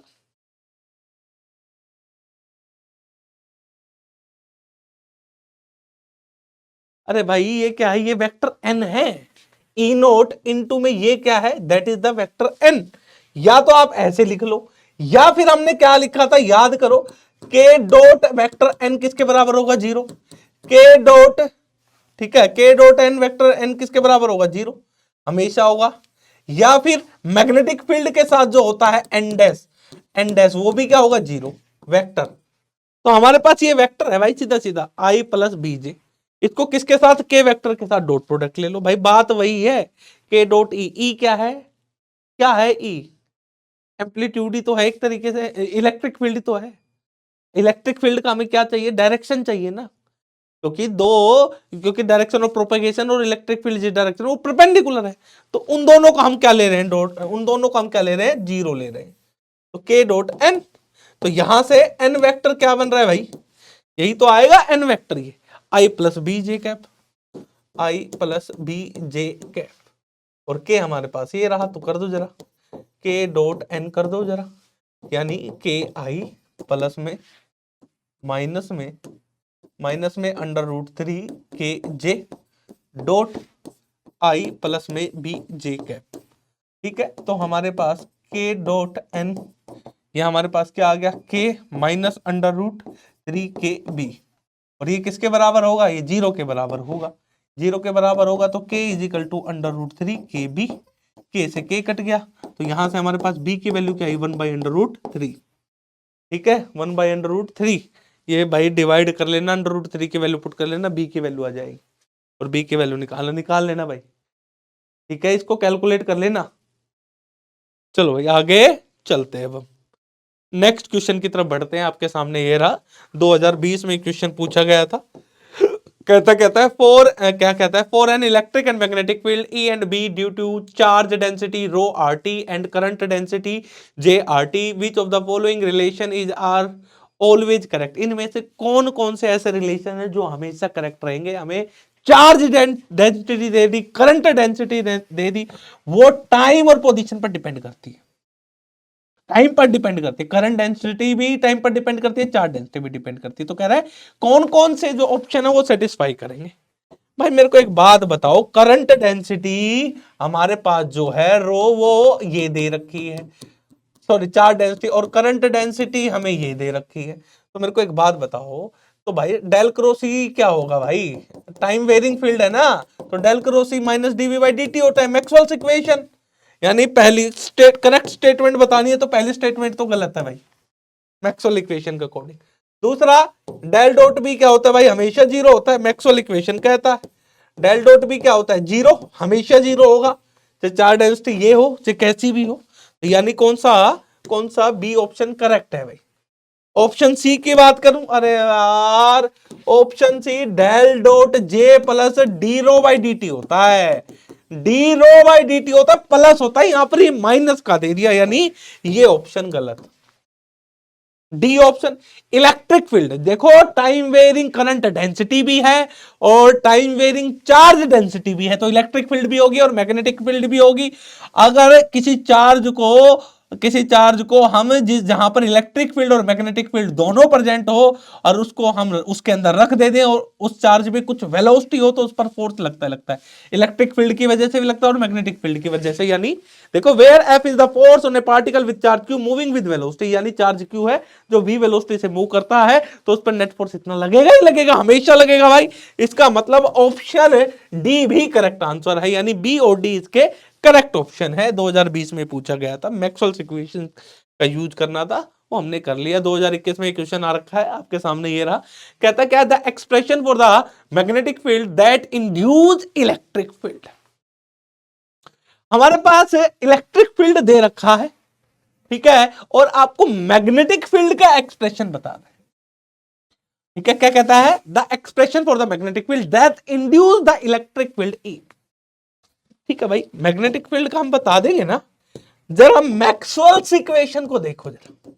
अरे भाई मैक्सवेल्स इक्वेशंस को देखना जरा ध्यान से। थर्ड इक्वेशन क्या कहती है, डेल क्रॉस ई किसके बराबर होगा, minus of dB by D T.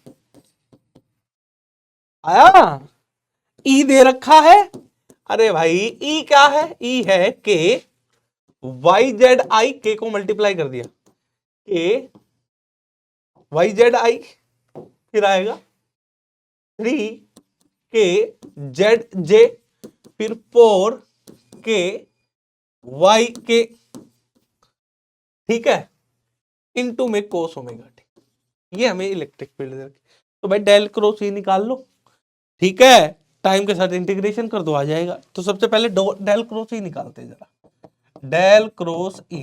तो डेल अगले पेज पे निकाल लेते हैं भाई, अगले पेज पे हम लिख लेते हैं डेल क्रॉस ई, सिंपल सी बात। तो डेल क्रॉस ई जब अगले पेज पे लिखेंगे तो आई जे और ये K, del upon del X, del upon del Y, del upon del Z.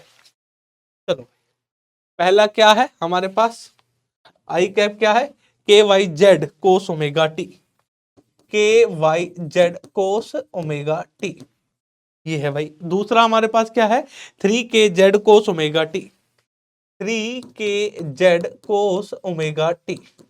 अच्छा जी, अगला क्या है, 4 के वाई कोस ओमेगा टी, 4 के वाई कोस ओमेगा टी, ये हमारे पास है। अब क्या कर दो भाई, अब इनको सोल्व कर दो, तो इसको इसके साथ, इसको इसके साथ, तो आई कैप वाई के साथ करेंगे तो हमारे पास क्या आ जाएगा, 4 के कोस ओमेगा टी माइनस 3 3k कोस ओमेगा टी, ये आ गया भाई। अगला माइनस जे कैप, अब हम अगले के पे भी चर्चा करेंगे भाई। चलो अगला करते हैं। अगला ये इसके साथ और ये इसके साथ, एक्स के साथ करेंगे तो 0 माइनस में, जेड के साथ करेंगे तो माइनस के वाई कोस ओमेगा टी। ठीक है, नेक्स्ट हमारे पास के कैप है। के कैप का करेंगे तो हमारे पास क्या आएगा, के कैप का, तो इसको इसके साथ, इसको इसके साथ करो जरा। ठीक है, एक्स के साथ करेंगे तो 0, वाई के साथ करेंगे तो माइनस के जेड, माइनस के वाई के लिए, हाँ माइनस के जेड कोस ओमेगा टी। तो हमारे पास डेल क्रॉस सी क्या आई, डेल क्रॉस सी की वैल्यू आ गई के कोस omega T I cap plus में के वाई कोस ओमेगा टी जे कैप माइनस के Z cos omega T K cap. ये डेल क्रॉस ही आ गया। निकालना क्या है, मैग्नेटिक फील्ड निकालना है ना। क्या निकालना है, मैग्नेटिक फील्ड। अच्छा जी, मैग्नेटिक फील्ड हमें पता ही है कि डेल क्रॉस ई किसके बराबर होगा भाई, del cross E minus DB by D T, यही तो हमने निकाला।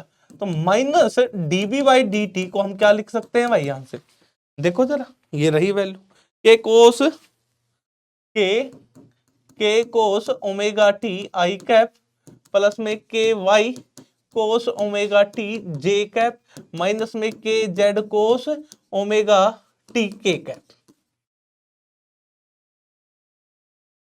ठीक है, अरे यार जरा जरा एक बार देख लेते हैं, इसमें हमने कहीं गड़बड़ तो नहीं कर दी। आई के साथ ठीक है, एक्स के साथ यानी जेड के वाई आएगा। ठीक है, ये भी कोई दिक्कत नहीं, चलो चलो ठीक है, एकदम परफेक्ट है। आगे चलते हैं, ये हमने लिख दिया। अब हमें सिंपल क्या है भाई, डीबी बाई डी टी है ना, इंटीग्रेट डी टी को इधर ले आओ, तो ये क्या बन गया, माइनस ऑफ डीबी और के कोस ओमेगा टी डी टी। ठीक है, ये तो बना आई कैप प्लस में फिर के कोस ओमेगा टी डी टी, ये क्या आया जे कैप, फिर लो के जेड कोस ओमेगा टी और ये क्या है के cap into D T K cap.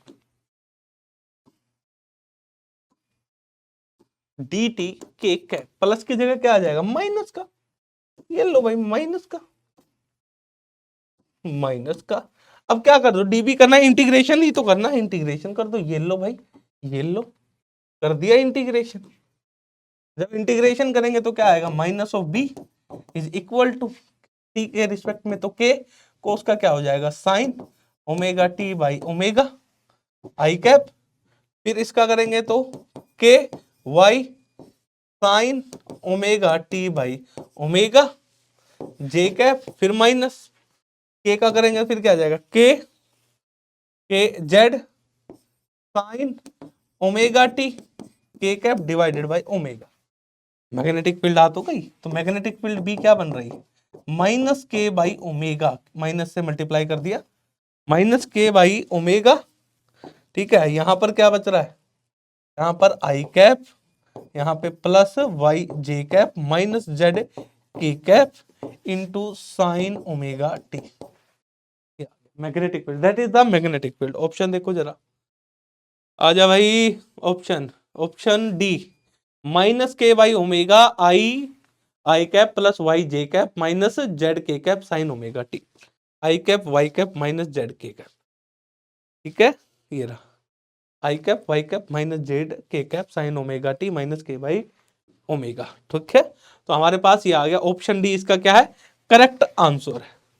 Option D इसका क्या है मेरे प्यारे बच्चों, करेक्ट आंसर है। चलो आगे चलते हैं। अगला क्वेश्चन हमारा है, an oscillating voltage Vt is equal to V naught cos omega t is applied across a parallel plate capacitor having a plate separation D. The displacement current density through the capacitor is displacement current density। क्या पूछा है इसने, displacement current यानी JD की value पूछी है, और displacement current density का फॉर्मूला क्या है हमारे पास, del D by del T, del D by del T, और डी हम क्या लिखते थे, अपसाइलन ऑफ ई। ठीक है, अपसाइलन ऑफ ई। ठीक है, अच्छा जी, applied across a parallel plate having plate separation this this this. ठीक है, अच्छा जी, कोई डाइलेक्ट्रिक मीडियम डाल नहीं रखा, तो हम यहां पर अपसाइलन की जगह क्या ले लेंगे, अपसाइलन नोट। तो डी हमारे पास क्या बन जाएगा, यहां पर हमारे पास डी बन जाएगा अपसाइलन नोट ई। तो हमारे पास जो करंट डेंसिटी होगी, करंट डेंसिटी यानी जे डी, वो क्या बन गई, epsilon naught del E by del T. ठीक है भाई, अरे ये रहा, इसमें रख दिया इस फॉर्मूले में, सीधा सीधा सीधा सीधा इस फॉर्मूले में हमने रख दिया epsilon naught del E by del T. Electric field क्या होती है भाई, इलेक्ट्रिक फील्ड क्या होती है, potential by separation, V by D. Voltage कितना है, V naught cos omega T, और सेपरेशन कितना है, डी। तो इलेक्ट्रिक फील्ड कितनी होगी, V naught cos omega T divided by D. अब ये इलेक्ट्रिक फील्ड उठाकर यहां रख दो तो जेडी की वैल्यू आ जाएगी, तो epsilon naught del by del T, और ये आ गया हमारे पास V naught by D cos omega T. और जब हम इसको डिफरेंशिएट करेंगे तो minus epsilon naught V naught divided by D, cos का क्या बन गया, साइन ओमेगा टी इंटू में ओमेगा। तो हमारे पास जेडी की वैल्यू जो आई करंट डेंसिटी की, वो कितनी आई, minus V naught by D epsilon naught omega sine omega T, ये आई, ये वैल्यू आई JD current density, displacement current density. अब कौन सा ऑप्शन मैच कर रहा, माइनस है, वी नोट है, अपसाइलन नोट है, ओमेगा है, डिवाइड बाई डी है, साइन ओमेगा टी। यानी ऑप्शन डी को देखो जरा, ऑप्शन डी को देखिए जरा, ऑप्शन है डी को देखिए जरा, ठीक है। तो ऑप्शन डी इसका क्या है, करेक्ट आंसर है। ऑप्शन डी क्या है इसका करेक्ट आंसर, क्योंकि यहां पर माइनस नहीं, पहली बात तो ये हो नहीं सकता, इसमें भी माइनस नहीं है, ये हो नहीं सकता, इसमें म्यू नोट आ गया, ये हो नहीं सकता। तो ऑप्शन डी इसका करेक्ट आंसर है। और आज का हमारा जो सेशन था ये यहीं तक था, ठीक है। आज हमने क्वेश्चन प्रैक्टिस भी कर ली, और मेरे प्यारे बच्चों जो सेशन आज का हमारा यहीं तक था, अपनी मेहनत करते रहे। अब तो गिने चुने दिन है तुम्हारे पास आपके एग्जाम के लिए, आप अपनी प्रिपरेशन करते रहें। देखो फुल लेंथ टेस्ट दो, मॉक टेस्ट दो, फुल लेंथ टेस्ट जरूरी है। आपने जो भी पढ़ा है उसको अप्लाई करने लग जाओ भाई साहब, ठीक है।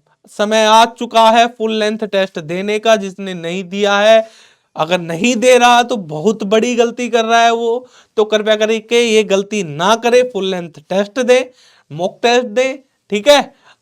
और आज के लिए ये सेशन हमारा यहीं तक था। नेक्स्ट सेशन में नई चीजों के साथ आपके सामने प्रेजेंट रहेंगे। तो मेरे प्यारे बच्चों, इलेक्ट्रोमैग्नेटिक थ्योरी जो था, ईएमटी जो सब्जेक्ट था, जो टॉपिक था, वो आज हमारा कंप्लीट हुआ, ठीक है। आज के लिए इतना ही, ईएमटी हमारा कंप्लीट, मैकेनिक्स हमने कंप्लीट कर लिया है, और आज के लिए मेरे प्यारे बच्चों यहीं तक था। धन्यवाद।